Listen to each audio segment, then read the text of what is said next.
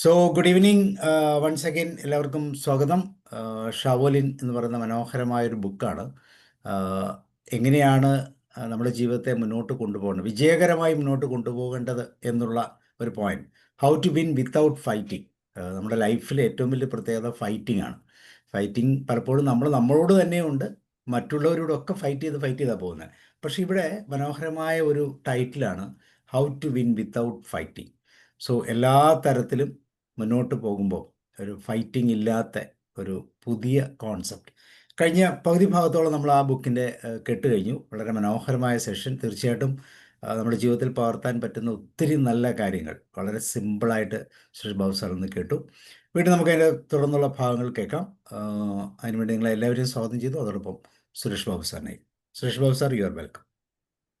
Thank you sir. Thank U Sabu sir. ആദ്യമായിട്ട് എനിക്ക് അവസരം തന്നതിന് സാറിനോട് നന്ദി രേഖപ്പെടുത്തട്ടെ. അതുപോലെ തന്നെ ഇത് എൻ്റെ കഴിഞ്ഞ ക്ലാസ് കേട്ടവർ ഇന്ന് വീണ്ടും വന്നിട്ടുണ്ട്. അപ്പൊ അവരോടും എനിക്ക് നന്ദി പറയാതിരിക്കാൻ പറ്റിയല്ല. കാരണം ആ ക്ലാസ് കേട്ടിട്ട് വീണ്ടും വരണമെങ്കിൽ ഒന്നെങ്കിൽ എന്നോട് എന്തെങ്കിലും വിരോധം വേണം, അല്ലെങ്കിൽ അത് നിന്റെ കേട്ടിട്ട് കൂടുതൽ ഞാൻ പഠിപ്പിച്ചു തരാം എങ്ങനെ അല്ല എന്ന് പറയുന്ന രീതിയുണ്ട് നമുക്കില്ലേ. അതുണ്ട്. അതല്ലെങ്കിൽ ഇതിനകത്ത് എന്തെങ്കിലും താല്പര്യം തോന്നുന്നില്ല. എങ്ങനെയാണേലും നിങ്ങൾ എത്തി എന്നത് വലിയൊരു കാര്യമാണ്. ആ പറയാതിരിക്കാൻ പറ്റിയല്ല. ഇപ്പൊ രണ്ടാമത്തെ കാര്യം, ഈ സെഷൻ ഇത്രയും നാളായിട്ട് കൊണ്ടു നടക്കുന്ന സാബു സാറിനെ സമ്മതിച്ചു കൊടുക്കണം. ആ സാബു സാറിന് എനിക്ക് തോന്നുന്നു, എനിക്ക് എന്റെ കൂട്ടത്തിൽ നിങ്ങൾ എല്ലാവരും സാബു സാറിന് ഒരു കയ്യടി കൊടുക്കും, അല്ലെ ഒരു തംസപ്പ് കൊടുക്കുമെന്ന് ഞാൻ പ്രതീക്ഷിക്കുന്നു. കാരണം it is wonderful that you are following. ഞാൻ കേട്ടിടത്തോളം സാർ അതിനൊരു ഫ്ലോർ തന്നെ മാറ്റി വെച്ചിട്ടുണ്ട് വീട്ടിലെ ഈ പ്രോഗ്രാം നടത്താനൊക്കെ എന്നാണ് ഞാൻ കേട്ടത്. ഒരു വീട് അതിന് വേണ്ടിയിട്ടും, ഒരു വീട് കുടുംബജീവിതത്തിലും, ഒരു ഇതിന് ഇതാണ്. ഓക്കെ, നമുക്ക് ഈ പുസ്തകത്തെ പറ്റി പറഞ്ഞാൽ ഒന്ന് ഓടിച്ചു നോക്കാം. ആ പുസ്തകം വായിച്ചിട്ടില്ലാത്തവരല്ല, കഴിഞ്ഞ പ്രാവശ്യം കേൾക്കാത്ത എല്ലാവർക്കും വേണ്ടിയിട്ട്. Shaolin how to win without fighting എന്ന് ബെർണാൻ വേഴ്സില് അദ്ദേഹം ഷാവോലിൻ ടെമ്പിളിൽ അവിടെ പോയി താമസിച്ച് അവിടുത്തെ സന്യാസിമാരുടെ ജീവിതം കണ്ട് കുറെ നാള് 4-5 വർഷം അവിടെ താമസിച്ച് മനസ്സിലാക്കി അതിനകത്തുനിന്ന് പല പാഠങ്ങൾ ഉൾക്കൊണ്ടുകൊണ്ട് എഴുതിയതാണ്. ഈ പുസ്തകത്തെ പറ്റി ചെറിയ വിവരണമുണ്ട്.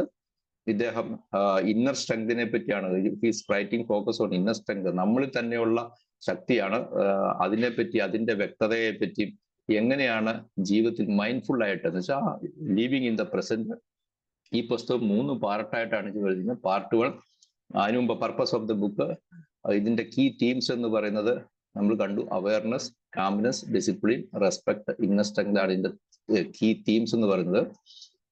അത് practical wisdom for personal life, leadership, എവിടെ വേണമെങ്കിലും ഉപയോഗിക്കാം. എവിടെയൊക്കെ ഉപയോഗിക്കാം നമുക്ക് നോക്കാം. ഇതിന്റെ കോർ ലെസൺസിനെ പറ്റി പറയുമ്പോൾ principle, control your self before you control others. നമ്മൾ പറയില്ലേ, മറ്റുള്ളവരുടെ കണ്ണിലെ കരട് നോക്കുന്നതിന് മുമ്പേ സ്വന്തം കണ്ണിലെ നോക്കുന്നു പറഞ്ഞ പോലെ, മറ്റുള്ളവരെ നമ്മൾ കൺട്രോൾ ചെയ്യുന്നതിന് മുമ്പേ ഫസ്റ്റ് നിങ്ങളെ തന്നെ നിങ്ങളുടെ ചിന്തയ്ക്ക് ഒരു ക്ലാരിറ്റി വേണം.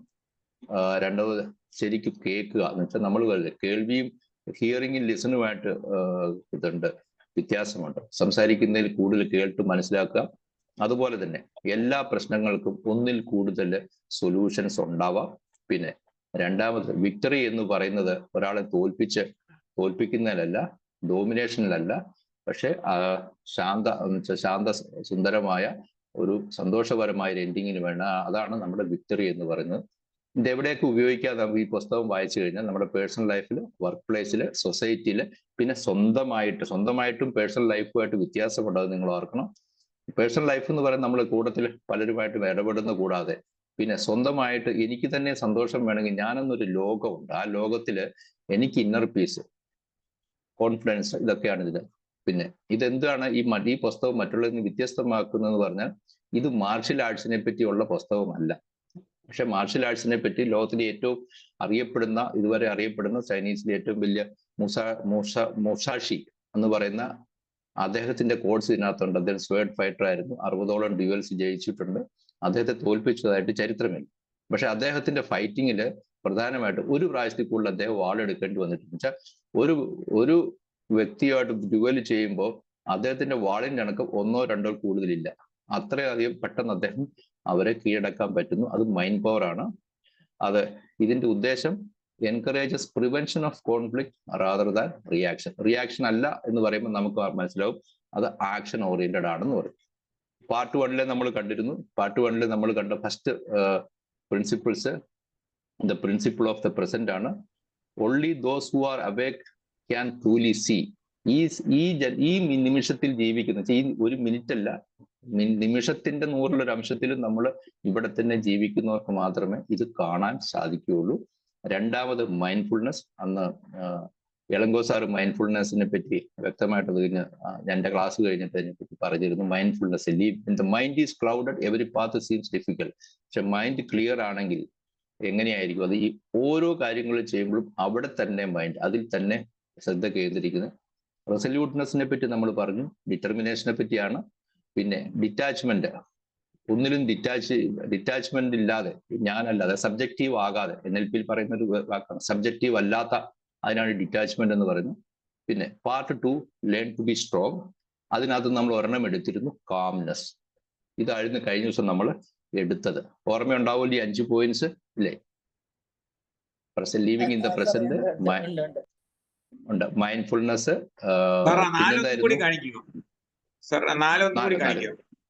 ആ 4 സാറേ ഡിറ്റാച്ച്മെന്റ് ആണ്. Inner peace comes from not clinging to possessions.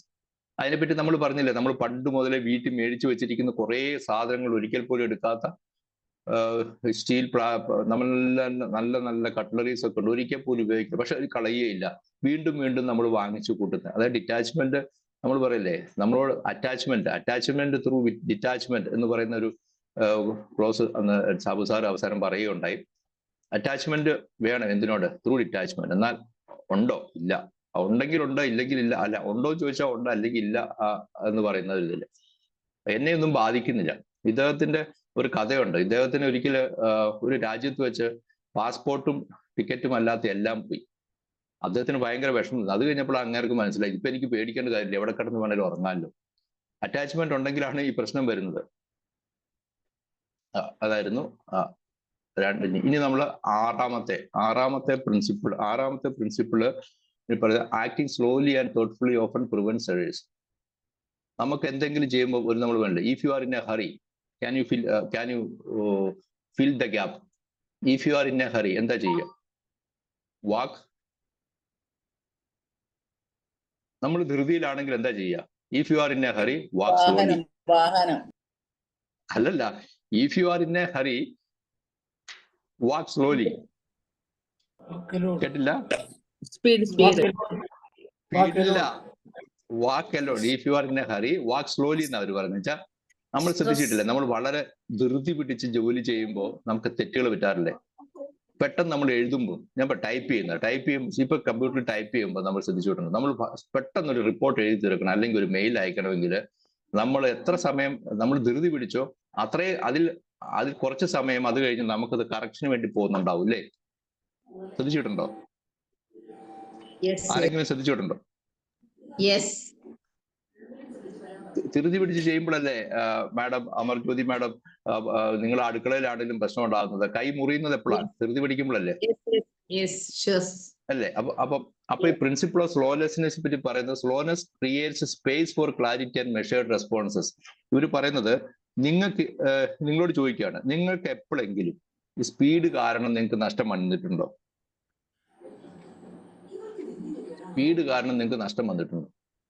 വീണ്ടും വീണ്ടും ചെയ്യേണ്ടി വരും. വീണ്ടും ചെയ്യേണ്ടത് നമ്മൾ ഞാൻ പലപ്പോഴും ശ്രദ്ധിച്ചുകൊണ്ട്, പെട്ടെന്ന് ഞാൻ മെയിൽ അയക്കുമ്പോൾ അല്ലെങ്കിൽ റിപ്പോർട്ട് അയക്കുന്ന സമയത്ത് എത്ര സ്പെല്ലിംഗ് മിസ്റ്റേക്സ് വരുന്നത്. കാരണം നമ്മൾ ഉദ്ദേശിക്കുന്ന പോലെ ഇടത്തെ കൈയും വലത്തെ കൈയും ഒരുപോലെ കീബോർഡിൽ ആവുന്നില്ല. ഒരു സെക്കൻഡ് മാറിയാൽ രണ്ടാമത്തെ അക്ഷരം, അത് കഴിഞ്ഞ് വരേണ്ട അക്ഷരം ആദ്യം വരും,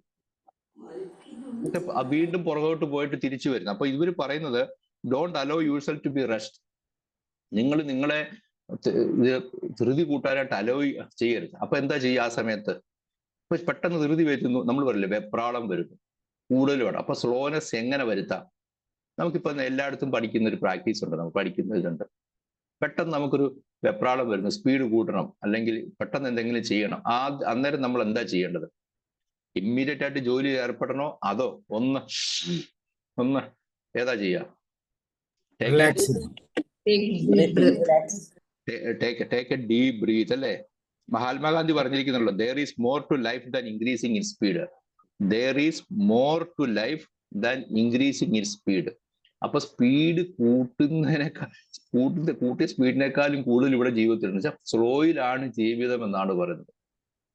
ഷാവോലിൻ ടെമ്പിൾ പഠിപ്പിക്കുന്നത് സ്പീഡിലല്ല ജീവിതം ഇരിക്കുന്നത്, സ്ലോയിലാണ്. പിന്നെ നമ്മൾ തന്നെ don't allow yourself to be rushed. നമ്മൾ തന്നെ. അപ്പം അതിനെന്താ നമ്മൾ എങ്ങനെ ചെയ്യുക? എന്താ ചെയ്യുക? നമ്മള് സ്പീഡ് ഒഴിവാക്കാൻ എന്താ ചെയ്യുക? അതുപോലെ തന്നെ നമ്മൾ പലപ്പോഴും ഇല്ല, ചിലപ്പോൾ നമ്മുടെ വീടുകളിലോ അല്ലെങ്കിൽ കടയിലോ എവിടെയെങ്കിലും വെച്ചിട്ട് പെട്ടെന്ന് ചെയ്യ് വാങ്ങുന്നുണ്ട് എന്ന് പറഞ്ഞ് ധൃതി പിടിക്കുന്നത് കേട്ടിട്ടില്ലേ? അപ്പൊ നമുക്ക് അപ്പോൾ ചിന്തിക്കാൻ പറ്റാതെ വരുന്നതുകൊണ്ട് നമ്മൾ എന്താ ചെയ്യുന്നത്? അത് അത് കഴിഞ്ഞായിരിക്കും നമ്മൾ മനസ്സിലാക്കുന്നത് നമുക്ക് ആവശ്യം ആയിരുന്നില്ല.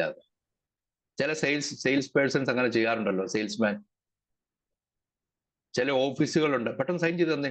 അവർ വരുമ്പോ ഇത് ഓഫീസുകളിൽ പ്രധാനമായിട്ട് കാണുന്നതാണ്. ചില സീനിയർ ഓഫീസേഴ്സിന് സിഗ്നറ്ററി സൈൻ മേടിക്കണമെങ്കിൽ അവർ ഫയലുമായിട്ട് ഓടി വന്നിട്ട്, മാഡം അല്ലെ സാറെ, അപ്പറേ അവർ നോക്കിയിരിക്കുകയാണ്, ഇപ്പൊ ഈ ഫയൽ വേണം മാഡം, ഒന്ന് ഇനീഷ്യേറ്റ് ചെയ്ത് തന്നേക്കാൻ പറഞ്ഞ് മേടിച്ചോണ്ട് പോകുന്ന, അങ്ങനെ പറ്റിച്ച ഒത്തിരി കഥകൾ നമ്മൾ സിനിമകളിലും ജീവിതത്തിലും കണ്ടിട്ടുണ്ടാവും. നിങ്ങളൊക്കെ ജോലി ചെയ്തു വന്നവരാണല്ലോ. സാബു സാറിനും അനുഭവങ്ങൾ പലതും ഉണ്ടാവും, അല്ലെങ്കിൽ മറ്റുള്ളവർ അങ്ങനെ ചെയ്യിപ്പിച്ചതായിട്ട് സാറിന് മനസ്സിലാവും.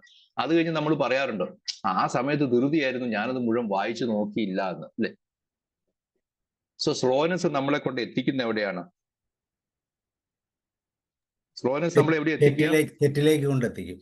തെറ്റുകളിലോട്ട് കൊണ്ടാണ് എത്തിക്കുക. അപ്പൊ അവര് പറയുന്നത്, if you are in a hurry walk slowly, learn to conquer haste with slowness, don't allow yourself to be rushed, haste leads to mistakes, causing someone to hurry means provoking them into making mistakes, and slowness is the principle of nature. ഏറ്റവും അവസാനത്തെ point Nokia, slowness is the principle. ഈ ലോകത്തിൽ ഇത്രയും വരെ change ഉണ്ടായിരിക്കുന്നത്, നമ്മൾ പറയല്ലേ, ജീവൻ ഉണ്ടായിട്ട് തന്നെ കോടിക്കണക്കിന് വർഷമായിട്ടുണ്ട്. ആറ്റിലെ മീനച്ചിലെ ആറ്റിലെ മണൽ എന്ന് പറയുന്ന സാധനമില്ല. ആയിരക്കണക്കിന് വർഷം ആ വെള്ളം ഒഴുകി ഉണ്ടായ മണലാണ് നമ്മളെടുത്ത്. ഇനി അതുപോലെ ഒരു മണൽ ഉണ്ടാകണമെങ്കിൽ ഒരു വെള്ളപ്പൊക്കത്തിൽ ചെളി മാത്രമാണ് വരുന്നത്. അപ്പൊ മണൽ എങ്ങനെ ഉണ്ടാകുന്നത്? അത് സ്ലോ പ്രോസസ് ആണോ അതോ സ്പീഡ് പ്രോസസ് ആണോ? വെരി സ്ലോ ആണ്, അല്ലെ? അപ്പോൾ അവർ പറയുന്നുണ്ട്, ഒരു കല്ല് നമുക്ക് നല്ല പോലെ മിനുക്കി എടുക്കണമെങ്കിൽ എന്താ ചെയ്യുക? അതൊരു നദിയിൽ കൊണ്ട് ഇടുക. എന്നിട്ട് എപ്പോഴാ ചെന്ന് നോക്കേണ്ടത് അത് മിനുങ്ങിയോന്ന് അറിയാനായിട്ട്? ഒരു 50 വർഷം. ഒരു 50 വർഷം കഴിഞ്ഞ് നോക്കിയാലേ നമ്മൾ ഉദ്ദേശിച്ച പോലെ ഇത് മിനുങ്ങി നല്ല മിനുസമുള്ളതായിട്ട് കിട്ടുള്ളൂ എന്നത്. അപ്പൊ നേച്ചറിന് തന്നെ സ്ലോനെസ് ആണുള്ളത്. പക്ഷെ ഇടയ്ക്ക് നേച്ചർ നമുക്കിട്ട് പണി തരാറുണ്ട്. ഇപ്പം ഇന്ന് കഴിഞ്ഞ ദിവസങ്ങളൊക്കെ ഇടുക്കിയിലൊക്കെ ഉണ്ടായപോലെ അതല്ലേ പറയുന്നത്. സാധാരണ രീതിയിൽ നേച്ചറിൽ വന്നിരിക്കുന്ന ചേഞ്ചസ് എല്ലാം വന്നിരിക്കുന്നത് വളരെ സ്ലോ ആണ്. നമ്മൾ ഈ അടുത്തറിഞ്ഞ ഒരു കാലഘട്ടത്തിലും ഇന്നിരിക്കുന്ന ഈ ലോകത്തിന്റെ ഗതി ആയിരുന്നില്ല. കോടിക്കണക്കിന് മുമ്പുണ്ടായ പർവ്വതങ്ങളും അല്ലെങ്കിൽ ആയിരക്കണക്കിന് മുമ്പുണ്ടായ പർവ്വതങ്ങളും നദികളും ഒക്കെയാണ് ഇപ്പം നമ്മൾ കാണുന്നത്. ഇത് മാറി വരണമെങ്കിൽ വർഷം എത്ര എടുക്കും? നമ്മുടെ ജന്മത്തിൽ പറ്റുമോ? അപ്പോ രമാവതി ടീച്ചർ എന്നെ ഒന്ന് വായിച്ചത് 5-6 പോയിന്റ് ഉണ്ടല്ലോ. If you are in a hurry, walk slowly, learn to conquer hate with slowness, don't allow yourself to be rushed. Hate leads to mistakes. Causing someone to hurry means provoking them into making mistakes. Slowness is the principle of nature. അതാണ്. അപ്പൊ ഞാൻ അടുത്തേക്ക് പോട്ടെ, സമയമില്ലാത്തതുകൊണ്ടാണ്. Next principle ഏതാണ്? Imitation. ശരി, imitation എന്ന് പറയുമ്പോൾ നമ്മളൊക്കെ കുട്ടികളെ വളർത്തുകയായിരിക്കുമല്ലോ. കുട്ടികൾ ആദ്യം ചെയ്യുന്നത് എന്താണ്?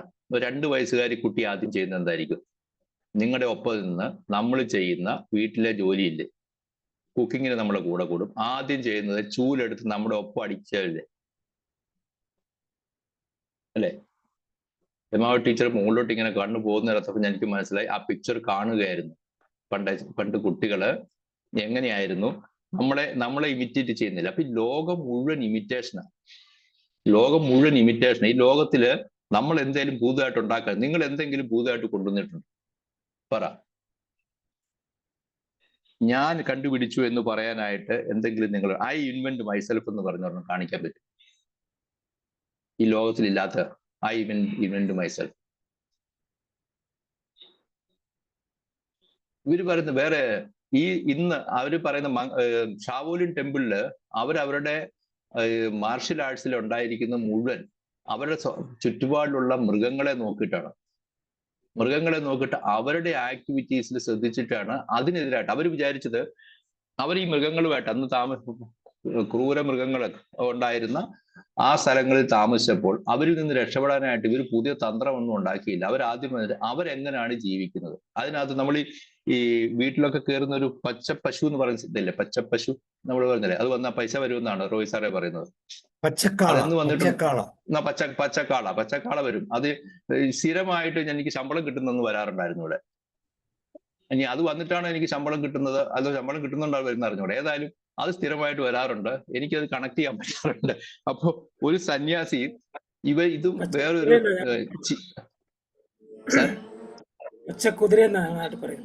പച്ചക്കുതിര, ചിലടത്ത് പച്ചക്കാള ഉണ്ട്. ഇപ്പൊ ഇത് ഒരു ചീവീട് എന്ന് പറയുന്നത് നല്ല തടിയുള്ളതല്ലേ. പച്ചക്കുതിരയെ അപേക്ഷിച്ച് ചീവീടിന് വലുതാണ്, അതിന്റെ കൈ സ്ട്രോങ് ആണ്. ഇതാണ് വളരെ മെലിഞ്ഞിരിക്കുന്നതാണ്. ഇത് രണ്ടും കൂടെ ഫൈറ്റ് ചെയ്തിട്ട് അവസാനം ചീവീട് ചത്തുപോയി. ഇതിന്റെ ശാരീരിക പ്രൊപ്പോർഷൻ വെച്ച് നോക്കിയാൽ ഈ പച്ചക്കുതിരയും ഇതുമായിട്ടുള്ള ബന്ധമാണ്. എന്തായിരുന്നു കാര്യം? കാരണം അതിനോട് സ്ലോനെസ് ഉണ്ട്. നമ്മൾ കഴിഞ്ഞ പോലെ സ്ലോനെസ്സിൽ ഉണ്ടായിരുന്നു. പക്ഷെ അത് ഈ ഒരു സന്യാസി ഇത് കാണുന്നുണ്ട്. ആ സന്യാസിയെ അവിടെ അങ്ങനെ എല്ലാ പഠിച്ചിട്ടും മറ്റുള്ളവരെ തോൽപ്പിക്കാൻ പറ്റാതെ വന്നുകൊണ്ട് അദ്ദേഹം അവിടുന്ന് പുറത്തിറങ്ങി ഒരിടത്തിരുന്ന് ഇങ്ങനെ വിഷണ്ണനായിട്ടിരിക്കുമ്പോഴാണ് ഇവരുടെ രണ്ടുപേരുടെ കൂടെ ഫൈറ്റിംഗ് ആണ്. ഈ പച്ചക്കുതിര വളരെ കൂളായിട്ട് നിന്നിട്ട് സമയം വരുമ്പോൾ അവൻ മറ്റേ ആൾ കിടന്നടിക്കുന്നു, ഇവർ സമയം വരുമ്പോൾ ഒരു അടി കൊടുത്ത് ആ കൈ കൊണ്ട്. അപ്പൊ ഇയാൾ ശ്രദ്ധിച്ചു, ഈ യുവസന്യാസി ശ്രദ്ധിച്ചിട്ട് ആ മെത്തേഡ്, കൈ കൊണ്ട് ഉപയോഗിക്കുന്ന മെത്തേഡ് ഉപയോഗിച്ച് അദ്ദേഹം ഒരു മെത്തേഡ് ഉണ്ടാക്കി. കുറെ നാൾ തന്നെത്താനെ പ്രാക്ടീസ് ചെയ്തിട്ട് പിന്നെ ഒരു ഡ്യുവലിന് വിളിച്ച് എല്ലാവരെയും തോറ്റിച്ചു. അങ്ങനെ ഷാവോലിൻ അദ്ദേഹത്തിന്റെ ആ രീതിയും അവിടെ അഡോപ്റ്റ് ചെയ്യുന്നുണ്ട്. അപ്പൊ അവര് പറയുന്നത്, നമ്മൾ എന്തിനാണ് പുതുതായിട്ട് ഉണ്ടാക്കുന്നത്? ഓരോ മൃഗങ്ങൾക്കനുസരിച്ച് ഉള്ളതാണ്. ഇമിറ്റേഷനിൽ ശ്രദ്ധിച്ചിട്ടുണ്ടാവും, നമ്മള് കള്ളുകൂടിയന്മാരുടെ രൂപം കണ്ടിട്ടില്ലേ? കള്ളുകൂടി ഡ്രങ്കൺ മങ് എന്നുള്ള സിനിമ പണ്ട് ഞങ്ങളുടെ കോളേജ് ഡ്രങ്കൺ മങ് ഒരു മദ്യപാനിയാണ് ഇദ്ദേഹം. അദ്ദേഹത്തിന് എതിരിടുന്ന ആൾ നോക്കിയിട്ട് ഇവർ മദ്യപിച്ച് ബോധം കെട്ട് ആ കാല് തെറ്റി അങ്ങോട്ടും ഇങ്ങോട്ടും വീഴുന്നു. അവർ മദ്യപാനിയെ അവിടെ ഇമിറ്റേറ്റ് ചെയ്യാണ് ചെയ്യുന്നത്. അപ്പം മറ്റേ ആൾക്ക് അപ്പം ഓരോന്നിനെയും ഇമിറ്റേറ്റ് ചെയ്തിട്ടാണ് ഈ ലോകം ഉണ്ടായിരിക്കുന്നത്. അപ്പം നിങ്ങൾ പുതിയതായിട്ടൊന്നും ഉണ്ടാക്കണ്ട എന്നാണ് ഈ ഷാവോലിൻ പറയുന്നത്. വെറുതെ എന്തിനാണ് തലമ വഹിക്കുന്നത്? ഈ ലോകത്തില്, ഈ ദുനിയാവിൽ ഇതെല്ലാം ഉണ്ട്. അപ്പൊ നിങ്ങൾ അത് കണ്ടുപിടിച്ചാൽ മതി എന്നാണ് ഈ പ്രിൻസിപ്പിൾ ഓഫ് ഇമിറ്റേഷനെ പറ്റി പറയുന്നത്. ഇതിനകത്ത് പല കഥകളും പറയുന്നുണ്ട്. മങ്ക് ആൻഡ് ദ മാൻറ്റിസ് എന്നാണ് ഞാൻ ഇപ്പൊ പറഞ്ഞ അങ്ങരുടെ സന്യാസിയുടെ പേര് വാങ് ലാങ് എന്നാണ്. അദ്ദേഹമാണ് ഈ പച്ചക്കുതിരയും ചീവീടും തമ്മിലുള്ള യുദ്ധത്തിൽ അതിങ്ങനെ തൊഴുതി പിടിച്ചോണ്ട് നിൽക്കുന്നല്ലേ. ഈ പച്ചക്കുതിര ഇങ്ങനെ കായുകൊണ്ടിങ്ങനെ അതിന് പറയുന്ന പ്രേയിങ് മാൻറ്റീസ് എന്നാണ്. വെച്ചാൽ തൊഴുതു നിൽക്കുന്ന ഒരു ജീവിയാണ്. എപ്പോഴും അതിന്റെ കൈ അങ്ങനെ ഇരിക്കുന്നത്. അപ്പൊ അതിനെ പ്രാർത്ഥിക്കുന്ന എന്നാണ്. അപ്പോ അദ്ദേഹം പറയുന്നത്, ഈ ഇതിൽ പറയുന്നത്, നമ്മളായിട്ട് ഒന്നുമായിട്ട് ഉണ്ടാക്കണ്ട. ഈ ഇമിറ്റേഷനെ പറ്റി പറയുമ്പോൾ പലപ്പോഴും നമ്മൾ ഇമിറ്റേറ്റ് ചെയ്യാറില്ലേ? നമ്മൾ ഇമിറ്റേറ്റ് ചെയ്യുന്നത് എങ്ങനെയാണ്?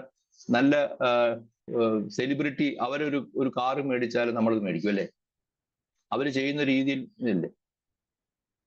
ചെയ്യാറുണ്ടോ? നമ്മൾ പലപ്പോഴും അവരെന്ത് ചെയ്യുന്നു എന്നുള്ള അതിന് എക്കണോമിക്സിലുണ്ട്. കീപ്പിംഗ് അപ്പ് വിത്ത് ജോൺസസ് എന്ന് പറയുന്ന ഇതുണ്ട്. മറ്റുള്ളവരെ പോലെ നമ്മളും ആകാൻ വേണ്ടിയിട്ട് ഇമിറ്റേറ്റ് ചെയ്യുന്നുണ്ട്. പലരും കടത്തിൽ പോകുന്നത് എങ്ങനെയാണ്? ഇമിറ്റേറ്റ് ചെയ്യുന്നോണ്ടല്ലേ? ആണോ? അതിനെന്താ പറയാ? ഒപ്പീനിയൻ ലീഡേഴ്സ് അല്ലേ? ഒപ്പീനിയൻ ലീഡേഴ്സ് എന്നല്ലേ പറയാം. അവർക്ക് ഒപ്പീനിയൻ ഉണ്ടാക്കുന്നതാണ്. അപ്പൊ ഇതിനകത്ത് ഇവര് കൺഫ്യൂഷ്യസ് പറഞ്ഞ ഒരു രീതി പറഞ്ഞിട്ടുണ്ട്. Confucius, there are 3 methods by which may learn wisdom. ഒന്ന് ബൈ റിഫ്ലക്ഷൻ, അത് തന്നെത്താനെ നമ്മൾ ആത്മശോധന നടത്തുക, which is the noblest. Second by imitation, and that is the easiest one. Confusion എന്ന് പറയുന്നത് നമ്മൾ റിഫ്ലക്ഷൻ കൊണ്ടുണ്ടാക്കാം, അത് നമ്മൾ നോബിളസ്റ്റ് ആണ്. രണ്ടാമത്തേത് നമുക്ക് വിസ്ഡം ഉണ്ടാക്കാം മറ്റുള്ളവരെ ഇമിറ്റേറ്റ് ചെയ്താൽ, which is the easiest. And third by experience, which is the bitterest. ഇപ്പൊ എല്ലാവർക്കും നമ്മൾ എനിക്ക് എക്സ്പീരിയൻസ് കിട്ടിയിട്ട് വേണം ഇത് ചെയ്യാൻ. മറ്റുള്ളവരുടെ എക്സ്പീരിയൻസിൽ നമ്മൾ പഠിക്കേണ്ടിയിരിക്കുന്നു അല്ലേ? അപ്പം വിസ്ഡം ഉണ്ടാകാനായിട്ട് 3 വിധമാണ് അദ്ദേഹം പറഞ്ഞ. റിഫ്ലക്ഷൻ, ആത്മശോധന നടത്തുക, നമ്മൾ തന്നെ ആലോചിച്ച് നമ്മൾ കണ്ടംപ്ലേറ്റ് ചെയ്യുക എന്നല്ലേ. രണ്ടാമത് ഇമിറ്റേഷൻ, മൂന്നാമത് എക്സ്പീരിയൻസ്. അപ്പൊ ഇമിറ്റേറ്റ് ചെയ്യുമ്പോൾ which is the easiest one. അപ്പൊ പല കാര്യങ്ങളും നമ്മൾ പഠിച്ചിരിക്കുന്നത് ഇമിറ്റേറ്റ് ചെയ്തിട്ടാണ്. നമ്മൾ കുട്ടികളെ കണ്ടുപിടിച്ചാൽ മതി. കുട്ടികൾ 7 വയസ്സിന് മുമ്പ് ഓൾമോസ്റ്റ് അവർ കണ്ട കാര്യങ്ങളെല്ലാം ഇമിറ്റേറ്റ് ചെയ്ത് അതായിരിക്കും അവരെ മുന്നോട്ട് നയിക്കുന്നത്. നമ്മൾ ട്രാൻസാക്ഷൻ അനാലിസിസിലും ന്യൂറോ ലിംഗ്വിസ്റ്റിക് പ്രോഗ്രാമിനൊക്കെ നമ്മൾ പറയുന്ന ഒരു കാര്യമുണ്ട്, കുട്ടികൾ ഇതെല്ലാം നമ്മൾ ഇമിറ്റേറ്റ് ചെയ്യുന്നത്. അപ്പം ഈ ഇമിറ്റേഷന് അപ്പം ഇത് ഇനി നമ്മളാണ് തീരുമാനിക്കേണ്ടത്, reflect on what is worth imitate. അതിനകത്ത് പ്രത്യേകമായിട്ട് ആരാണ് തീരുമാനിക്കേണ്ടത്? ഞാൻ നിങ്ങളോട് ചോദ്യം ചോദിക്കുന്ന ബുദ്ധിമുട്ടില്ലേ? അല്ലെ, നമ്മൾ തീരുമാനിക്കണം. Balsamma August madam learn that you can gauge people better by imitating them. ഇതിനകത്ത് സാധാരണ NLP ഒരു ഇതുണ്ട്, നമ്മൾ പേസിങ് അവരുമായിട്ട്, നമ്മുടെ ക്ലയൻസുമായിട്ട് ബന്ധപ്പെട്ട് നമ്മൾ അവരെ ഇമിറ്റേറ്റ് ചെയ്യാറുണ്ട്. അവരുമായിട്ട് അവരുടെ ഇരിക്കുന്ന രീതിയെ, അവർ സംസാരിക്കുന്ന രീതി, അതേ പേസ്, അവർ കാണിക്കുന്ന ആക്ടിവിറ്റീസ്. എന്തിനാണത്? റപ്പോർട്ട് ബിൽഡിങ്ങിൽ അല്ലേ സാറേ? റപ്പോർട്ട് ബിൽഡിങ്ങിൽ നമ്മൾ ചെയ്യുന്ന ഒരു പ്രോസസ്സാണ് ഈ ഇമിറ്റേറ്റിംഗ് എന്ന് പറയുന്നത്. And imitate and role models. Imitation നമുക്ക് ചിലപ്പോൾ നല്ല കളിക്കാരില്ലേ, ഇപ്പൊ സച്ചിൻ തെണ്ടുൽക്കർ, ഇപ്പൊ ഒരുമാതിരിപ്പെട്ട ആൾക്കാരെല്ലാം ക്രിക്കറ്റ് കളിക്കുന്നവരെല്ലാം, ഞാൻ ഒരു 10 വർഷം മുമ്പിലുള്ളവരൊക്കെ ആയിരുന്നെങ്കിൽ ആരെയായിരുന്നു ക്രിക്കറ്റ് കളിയിൽ ഇമിറ്റേറ്റ് ചെയ്യുന്നത്? സച്ചിനായിരുന്നു അല്ലെ? ആ, മോഡലിംഗ് പറയും, ആ രീതിയിൽ പറയും. പവർഫുൾ സെയിൽസ് മെത്തേഡാണ്. അവരെ കൊണ്ടൊക്കെ നമ്മൾക്ക് ഈ അഡ്വർടൈസ്മെന്റ് ചെയ്യിക്കുന്നത് എന്തിനാണ്? നമ്മൾ അവരെ ഇമിറ്റേറ്റ് ചെയ്യുന്നുള്ളതാണ് നമുക്ക് അപ്പൊ പ്രധാനപ്പെട്ട നമ്മൾ ലാസ്റ്റ് ചോദ്യമാണ് reflect on what is worth imitating. ഇത് തീരുമാനിക്കേണ്ടത് നമ്മൾ തന്നെയാണ്. ഇവിടെയൊക്കെ വരുമ്പോൾ മറ്റുള്ള ഇതിനകത്ത് നമ്മൾ ചെയ്യേണ്ട ഒരു കാര്യമുണ്ട്, നമുക്ക് ആ ഡിറ്റാച്ച്മെന്റ് ആവശ്യമുണ്ട്. ഈ പ്രിൻസിപ്പിൾ പുറകോട്ട് പോകാൻ നോക്കണം. ഇതിനു മുമ്പ് പഠിച്ച പ്രിൻസിപ്പിൾസ് ഇല്ലേ, മൈൻഡ്ഫുൾനെസ് ഉണ്ട്, ഡിറ്റാച്ച്മെന്റ് ഉണ്ട്, സ്ലോനെസ് ഉണ്ട്. ഇതൊക്കെ നോക്കിയിട്ട് വേണം ഇമിറ്റേറ്റ് ചെയ്യാനായിട്ട്. അല്ലാതെ എല്ലാവരെയും കണ്ട നീ ഇപ്പൊ ഈ ക്ലാസ് കഴിഞ്ഞ് കേട്ടിട്ട് പോയിട്ട് പ്രത്യേകിച്ചൊന്നും ചെയ്യണ്ട, ഇമിറ്റേറ്റ് ചെയ്താൽ മതി എന്ന് പറഞ്ഞ് നമ്മൾ തുടങ്ങിയാൽ മതിയാവൂ? അത് നമ്മൾ ഈ ക്ലാസ് പുസ്തകത്തിൽ പറഞ്ഞിട്ടുണ്ട്. സോ അദ്ദേഹം അതിനകത്ത് പ്രത്യേകമായിട്ട് പറഞ്ഞിരിക്കുന്നത് reflect on what is worth. So ഇതിനകത്ത് ഇമിറ്റേറ്റ് ചെയ്യുമ്പോൾ ഒരു ഗുണമുണ്ട്. ഇപ്പൊ ഡ്യുവൽ ഗുസ്തിയൊക്കെ വരുമ്പോൾ നമ്മൾ ചെയ്യുന്ന ഇമിറ്റേറ്റ്, മറ്റവരുടെ ആക്ഷനെ ഇമിറ്റേറ്റ് ചെയ്യുന്നത് എന്തിനാണെന്നറിയില്ല. അവരെ തോൽപ്പിക്കാൻ ഏറ്റവും എളുപ്പം എന്ന് പറഞ്ഞാൽ അവരുടെ അതേ ആക്ടിവിറ്റീസ്. ഇപ്പൊ ക്രിക്കറ്റില് ഏറ്റവും കൂടുതൽ 4 അടിക്കുന്നത് അല്ലെ 6 അടിക്കുന്നത് സ്ലോ ബോളിലല്ല, സ്പീഡ് ബോളിലാണ്. ഏറ്റവും കൂടുതൽ സ്പീഡുള്ള ബോളാണ്, തൊട്ടാൽ ഉടനെ അത് ബൗണ്ടറിയിലോട്ട് പോയിക്കോളും, വരുന്ന വഴിക്ക് പോകും അല്ലേ. അപ്പോൾ യൂസിങ് ഒപ്പോണന്റിന്റെ സ്പീഡിനെ നമ്മളിവിടെ യൂസ് ചെയ്യുകയാണ് ചെയ്തത്. അപ്പോൾ നമ്മൾ ഇമിറ്റേറ്റ് ചെയ്യുമ്പോൾ നമ്മൾ തന്നെ അറിയേണ്ടിയിരിക്കുന്നു നമ്മൾ എന്താണ് ഇമിറ്റേറ്റ് ചെയ്യുന്നത്. Now let us go to the principle of ഇതൊന്ന് വായിക്കൂ ആരെങ്കിലും ഈ 4 points. Yes. That you can gauge people better by imitating them. Imitation and role models, powerful sales method, reflect on what is worth imitating. അപ്പൊ ഇതിന്റെ നമ്മളിപ്പോ take away എന്താണ് ഈ 4 പോയിന്റ്സിൽ നിന്ന്? ഇത് ലാസ്റ്റ് വേർഡ് അല്ലേ? കോഷ്യസ്. അവസാനം കൊടുത്തിരിക്കുന്ന ഒരു കോഷനാണ്. ഫസ്റ്റ് കൊടുത്തിരിക്കുന്നത് അതിന്റെ ബെനിഫിറ്റ് ആണ്. Learn that you can gauge people better by imitating them. അതിനകത്ത് അവരുമായിട്ട് താതാത്മ്യം പ്രാപിക്കാൻ വേണ്ടിയിട്ട് നമ്മൾ എമ്പത്തി ഒക്കെ കിട്ടാൻ വേണ്ടിയിട്ട് ഇത് വളരെ ഉപകരിക്കുന്നതാണ്. ഓക്കെ, ഇനി അടുത്തത് 8ാമത്തെ principle, the principle of opportunity. ആരാ വായിക്കുക? ഞാൻ നിങ്ങൾക്ക് പഠിച്ചിരുന്നല്ല, ഞാൻ I am ensuring that you all are attending. പറഞ്ഞോ. The principle of opportunity.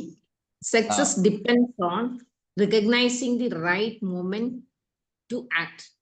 Timing is often more important than strength. ഇവിടെ നമ്മൾ കാണുന്ന ക്രിക്കറ്റിലേതുണ്ട്. ഫാസ്റ്റ് ബോൾ വരുമ്പോൾ, ഇപ്പൊ ഔട്ട് ഓഫ് ബുക്സ് ആണത്. ഫാസ്റ്റ് ബോൾ വരുമ്പോൾ ആ ഓപ്പർച്യൂണിറ്റി പതുക്കെ ബാറ്റങ്ങ് വെച്ചു കൊടുത്താൽ മതി അല്ലേ. അതെ, ഇപ്പൊ നമ്മൾ ഈ ഓപ്പർച്യൂണിറ്റിക്ക്, അതായത് സമയം വരുമ്പം അതല്ലേ എന്നാൽ നമ്മൾ എന്താ പറയാ, നമ്മൾ പഠിക്കുന്നിടത്തുണ്ടല്ലോ, ചൂടാവുമ്പം അടിക്കുന്ന ഒരു സാധനം ഉണ്ടല്ലോ, ഇരുമ്പ് നന്നായിട്ട് ചൂടാവുമ്പോഴല്ലേ അത്, when you want to hammer it, ചുമ്മാ അടിച്ചാൽ When it മതിയോ? is, no. When it is hot, when it is hot അല്ലേ, നല്ല ചൂടിരിക്കും, Yes. ചൂടാകുമ്പോഴേ നമ്മൾ അടിക്കാറ്. അല്ലെങ്കിൽ രാവിലെ Yes. മുതൽ നമ്മൾ അടിച്ചുകൊണ്ടിരുന്നൊരു ഗുണമുണ്ട്. അപ്പൊ അത് അവിടെ ശരിക്കും പറഞ്ഞാൽ നമ്മൾ പ്ലാനിങ്ങിലാണ്, അതോ ഓപ്പർച്യൂണിറ്റി യൂസ് ചെയ്യുകയാണ് ഇതിനകത്ത്? ഇവിടെ ഇതിനകത്തൊരു കഥ പറയുന്നുണ്ട്. ഒരു സന്യാസി, ഒരു കച്ചവടക്കാരൻ, ഒരു ഫാർമർ, അയാളുടെ വീട്ടില് ഒരു എലി, നല്ല തടിയുള്ളൊരു എലി സ്ഥിരമായി അവർക്ക് വളരെ പ്രശ്നങ്ങൾ ഉണ്ടാക്കുന്നത്. ഇതിനെ ഓടിക്കാനായിട്ട് പല പൂച്ചകളെ അയാൾ ഇട്ടു.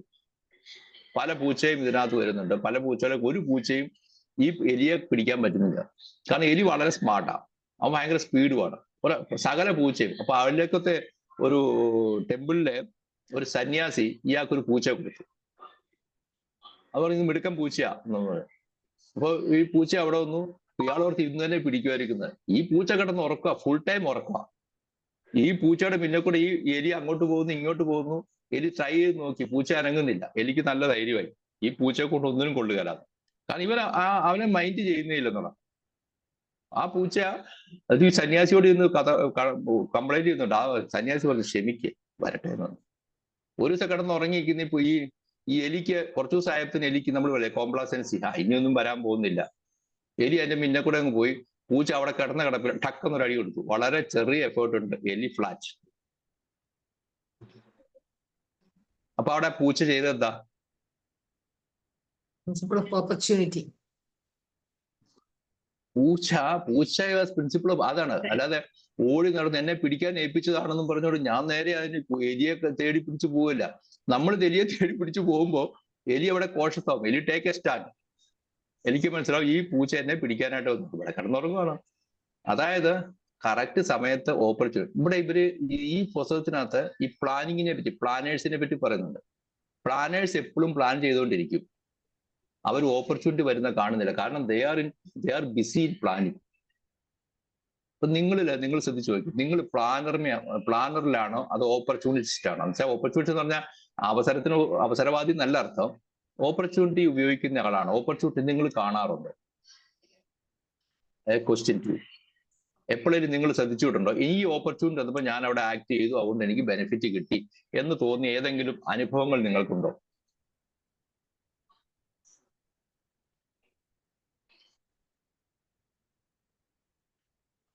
ഓക്കെ, നമ്മള് ഈ ഗുസ്തി കണ്ടിട്ടില്ലേ?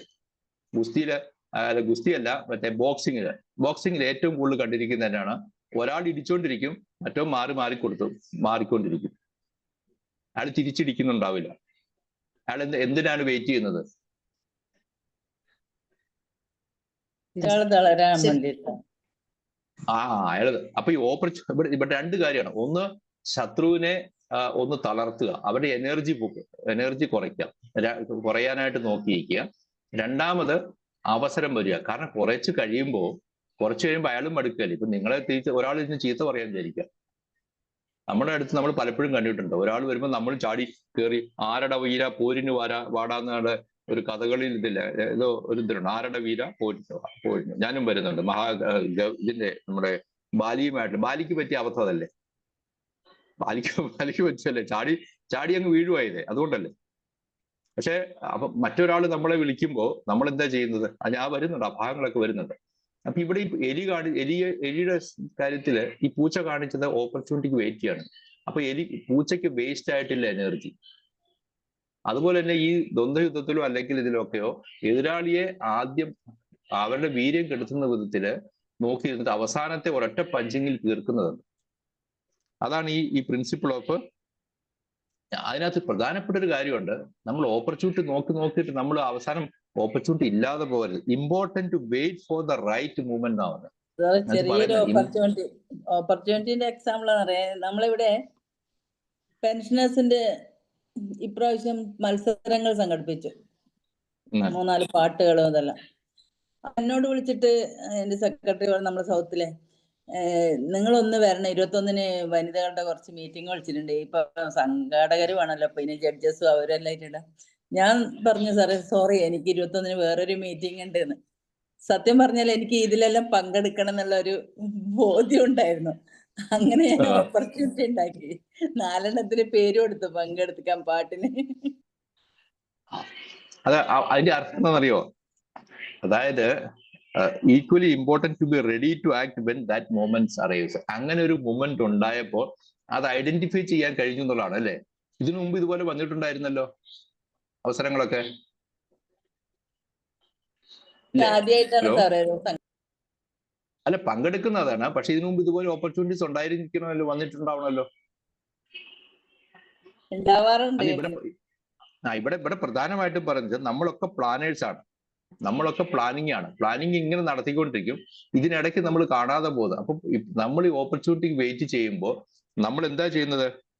സെൽഫ് പ്രിപ്പയർഡും ആയിരിക്കണം. ഒരു ഓപ്പർച്യൂണിറ്റി വന്നാൽ ആക്ട് ചെയ്യാനുള്ള പ്രിപ്പറേഷൻ. ഇവിടെ പ്രിപ്പറേഷൻ വേണ്ടെന്ന് പറയുന്നില്ല, ഓപ്പർച്യൂണിറ്റിക്ക് വെയിറ്റ് ചെയ്യുന്ന കാര്യത്തിൽ അദ്ദേഹം പറയുന്നുണ്ട് നമ്മൾ പ്രിപ്പയർഡ് ആയിരിക്കണം. പിന്നെ രണ്ടാമത് നമ്മൾ ക്രിയേറ്റ് ചെയ്യണം ഓപ്പർച്യൂണിറ്റീസ്. ക്രിയേറ്റിംഗ് ഓപ്പർച്യൂണിറ്റീസ് വളരെ ഇമ്പോർട്ടൻ്റ് ആണ്. ക്രിയേറ്റിംഗ് ഓപ്പർച്യൂണിറ്റി കാരണം പലപ്പോഴും ചെസ് കളിക്കുന്നവരെ ചെസ് എങ്ങനെ കളിക്കുക? ചെസ് കളിക്കുമ്പോൾ നമ്മൾ മൂവ് ചെയ്യുന്ന എന്തിനാണ്? നമ്മൾ ഓപ്പർച്യൂണിറ്റി ഉണ്ടാവണം. മറ്റേ ആൾ മിസ്റ്റേക്ക് ചെയ്യാനുള്ള ഒരു ഓപ്പർച്യൂണിറ്റി നമ്മൾ ഉണ്ടാക്കി കൊടുക്കുന്നതാണ്. അല്ലെ we forced them to make mistakes. Valsamma teacher എന്തോ പറഞ്ഞിരുന്നു, അഗസ്റ്റിൻ എന്തോ പറഞ്ഞിരുന്നു.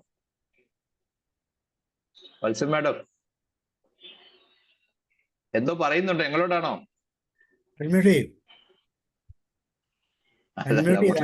കേൾക്കുന്നില്ല. അവിടെ വേറെ ആരോട് പറയായിരുന്നു. ഇവിടെ എന്തൊക്കെ പറയുന്നുണ്ട്, എനിക്കൊന്നും പിടികിട്ടുന്നില്ല എന്നാണോ എന്നൊരു സംശയം എനിക്കുണ്ട്. അങ്ങനെയല്ലല്ലോ. Catch the right movement, catch the right movement. ഇതൊക്കെ ഇങ്ങനെയാണ് ഈ പുസ്തകത്തിന്റെ ഈ ഓപ്പർച്യൂണിറ്റിയെ പറ്റി പറയുന്നത്. ഇതിനെപ്പറ്റി ഒരു ചെറിയൊരു ഡിസ്ക്രിപ്ഷൻ നമ്മൾ കഴിഞ്ഞു. അപ്പോൾ നിങ്ങളിൽ എത്ര പേര് ഇതുപോലുള്ള അവസരങ്ങളിൽ ഓപ്പർച്യൂണിറ്റീസ് കണ്ടുപിടിച്ചിട്ടുണ്ട്? ഈ പുസ്തകത്തിൽ നിന്ന് എനിക്ക് കിട്ടുന്ന ഒരു പോയിന്റാണ്. നമ്മൾ പ്ലാനിങ് മാത്രമായിട്ട് അവസാനം പ്ലാനേഴ്സിന്റെ പേര് ഞാൻ പ്ലാനിങ്ങിൽ വളരെ ഗുഡ് ആയിരുന്നു, ഞാൻ പ്ലാൻ ചെയ്തു പക്ഷെ നടന്നില്ല എന്ന് പറയുന്ന പല കഥകളും നമ്മൾ കേട്ടിട്ടുണ്ട്. പല ബിസിനസ് സ്ഥാപനങ്ങളും പൂട്ടിപ്പോയിരിക്കുന്നു പ്ലാനിങ് കാരണം റൈറ്റ് മൂവ്മെന്റില്. ഇവിടെ കഴിഞ്ഞ ഏതൊരു പ്ലാറ്റ്ഫോമിൽ കേട്ടതാണ്, അയാൾ പല ബിസിനസ് ഹോട്ടൽ നടത്തി അയാൾ പൊളിഞ്ഞുപോയി. ഹോട്ടൽ നടത്തി പൊളിഞ്ഞു പോയപ്പോൾ രാജു ഫിലിപ്പ് സാറിന് ഓർമ്മയുണ്ട്, നമ്മുടെ പ്ലാറ്റ്ഫോം പറഞ്ഞത്. അത് കഴിഞ്ഞപ്പോഴാണ് അദ്ദേഹം കണ്ടത് ഇതുപോലെ ഞാൻ മാത്രമല്ല ഹോട്ടൽ പൂട്ടി പോകുന്ന പല ആൾക്കാരും ഇതുപോലെ ഹോട്ടൽ പൂട്ടി 6 മാസത്തിനകം പോകുന്നു. ഇയാൾ എന്ത് ചെയ്തു? ആ പൂട്ടുന്ന ഹോട്ടലിലെ സാധനങ്ങളെല്ലാം വാങ്ങി വേറെ ഇതുപോലെ തന്നെ ഈ തുടങ്ങാൻ തയ്യാറായിട്ട് നിൽക്കുന്നവർക്കില്ലേ അവർക്ക് വിറ്റു. എവിടെ പൂട്ടുന്നുണ്ടോ അവിടെ ഇദ്ദേഹം ചെന്നിട്ട് ഞാൻ ആ ഫർണിച്ചറെല്ലാം ഞാൻ എടുത്തോളാം. അപ്പൊ വില കുറച്ച് അവർക്ക് എങ്ങനെ ഇത് വിട്ടുപോയാൽ മതിയല്ലോ, പൂട്ടുകയാണല്ലോ.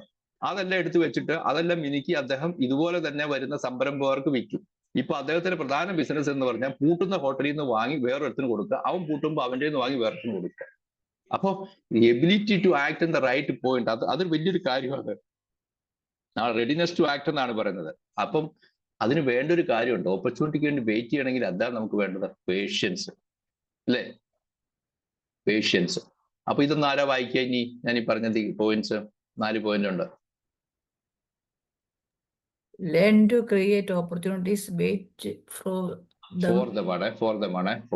spelling mistake. for them to present themselves, then use them to your advantage and against your opponent. Planners tend to miss opportunities. Creating the right moment, patience leads to success. അപ്പൊ പ്രധാനപ്പെട്ട ഒരു കാര്യം എന്താണ്? പേഷ്യൻസ് ആണ് അല്ലെ? പേഷ്യൻസില് identify ചെയ്യുക, opportunity identify ചെയ്യുക, അത് മിസ്സാവരുത്. പ്ലാനിങ് മാത്രം പോരാ എന്നുള്ളതാണ്. അപ്പോ അങ്ങനെ നമ്മൾ എത്രാമത്തെ ഇതായിരുന്നു നമ്മുടെ ഇത്? അല്ലെ, റൈറ്റ് മൂവ്മെന്റ് ഓപ്പർച്യൂണിറ്റീസ് ആയിരുന്നു. എന്തായിരുന്നു നമ്മുടെ ഇതിന്റെ പ്രിൻസിപ്പിൾ പറഞ്ഞേ? Learn to create opportunities. അപ്പൊ എത്രാമത്തെ ആയിരുന്നു ഇത്? 8. ഇനി 5 ഉണ്ട്. അതുകൊണ്ടാണ് ഞാൻ റഷ് ചെയ്യുന്നത് കേട്ടോ. The principle of yielding. നമ്മൾ പറയില്ലേ വിട്ടുകള എന്ന് പറയില്ലേ? നിങ്ങളിൽ എത്ര പേര് വിട്ടുകളഞ്ഞവരുണ്ട്? വേണ്ട വഴക്ക് വേണ്ടാന്ന് വിചാരിക്കുന്നത്. ഇപ്പൊ നിങ്ങളെ ചീത്ത പറയുമ്പോ നമ്മൾ അങ്ങോട്ട് നമ്മളെ ചീത്ത പറഞ്ഞാൽ നമ്മൾ തിരിച്ചു തിരിച്ചു അങ്ങനെ അവൻ ആളാകണ്ട എന്ന് പറയാതിരിക്കുമ്പോ പറയത്തില്ല. നമുക്ക് മനസ്സമാധാനമുണ്ട്. പറഞ്ഞു കഴിയുമ്പോ പറയാതിരിക്കും. അസ്വസ്ഥത കൂടുതലേ. ഒരു അസ്വസ്ഥത കൂടും. അല്ല, ഇത് പ്രിൻസിപ്പിൾ ഓഫ് ഫീൽഡിംഗ് എന്ന് പറഞ്ഞ എന്താണെന്നറിയോ? പ്രിൻസിപ്പിൾ അതാരാ വായിക്കുക?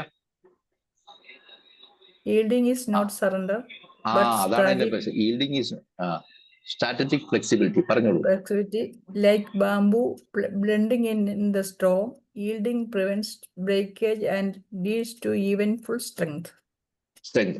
ഇതിൽ അദ്ദേഹം പറഞ്ഞിരിക്കുന്ന പ്രകൃതിയില് ഈ മരങ്ങളെല്ലാം നേരെ ഇങ്ങനെ കമ്പി പോലെ നിന്നിരുന്നെങ്കിൽ ഈ മരങ്ങൾ ഇന്ന് ഇവിടെ ഉണ്ടാവുമായിരുന്നു. ഒടിയാനുള്ള സാധ്യത വേഗം കൂടും. ഒടിയാനില്ല. അപ്പൊ എന്താ ചെയ്യുന്നത്? കാറ്റ് വരും, മരങ്ങൾ അങ്ങോട്ട് വളഞ്ഞു കൊടുക്കും, അല്ലെ? വളഞ്ഞു കൊടുക്കും. അത് കഴിയുമ്പോൾ നേരെ നിൽക്കും. അത് കഴിഞ്ഞപ്പോൾ നേരെ നിൽക്കും. അത് അങ്ങനെ അല്ലാതെ വിചാരിച്ചു നോക്കുക. ഇവൻ ഇങ്ങനെ സ്റ്റിഫായിട്ട് നിൽക്കുന്നതാണെങ്കിൽ എന്തായിരിക്കും സംഭവിച്ചിട്ടുണ്ടാവുക?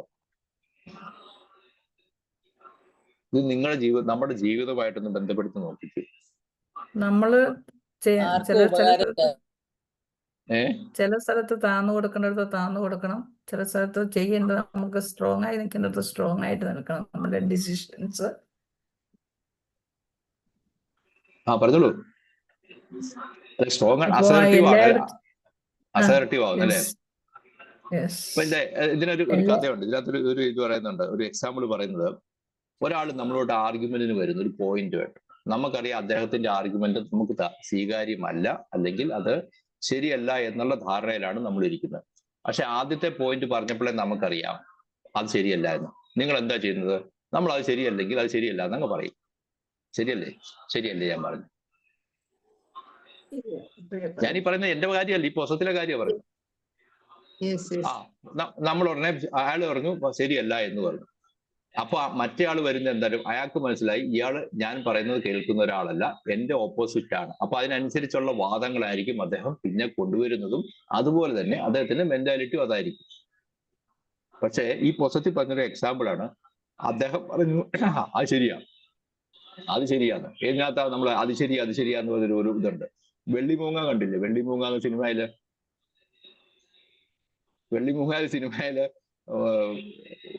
അവിടെ ഒരു മീറ്റിങ്ങില്, പാർട്ടിയുടെ മീറ്റിങ്ങിൽ പറയുമ്പോൾ അതിനകത്ത് പ്രസിഡന്റ് പ്രായമുള്ള അത് ശരിയാ, മറ്റേ ആള് പറയുമ്പോ അത് ശരിയാ. അതെങ്ങനെ ശരിയാവുന്നത്? അതും ശരിയാ.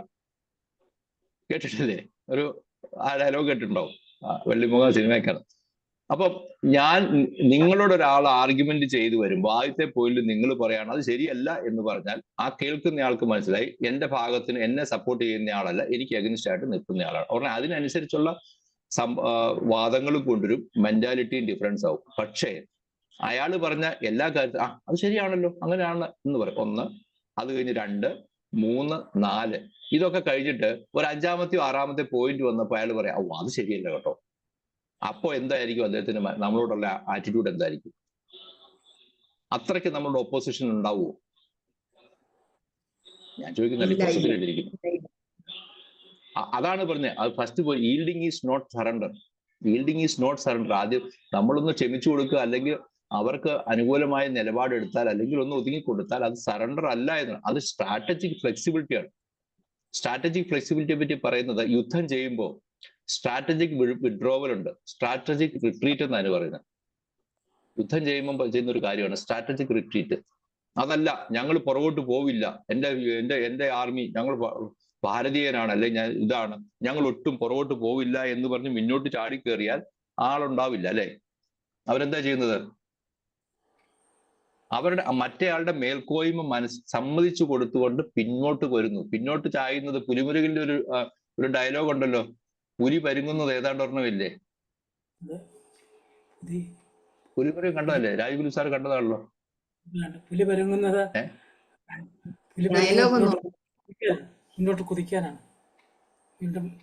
മുന്നോട്ട് കുതിക്കാനാണ് നമ്മൾ സ്റ്റാർട്ട്.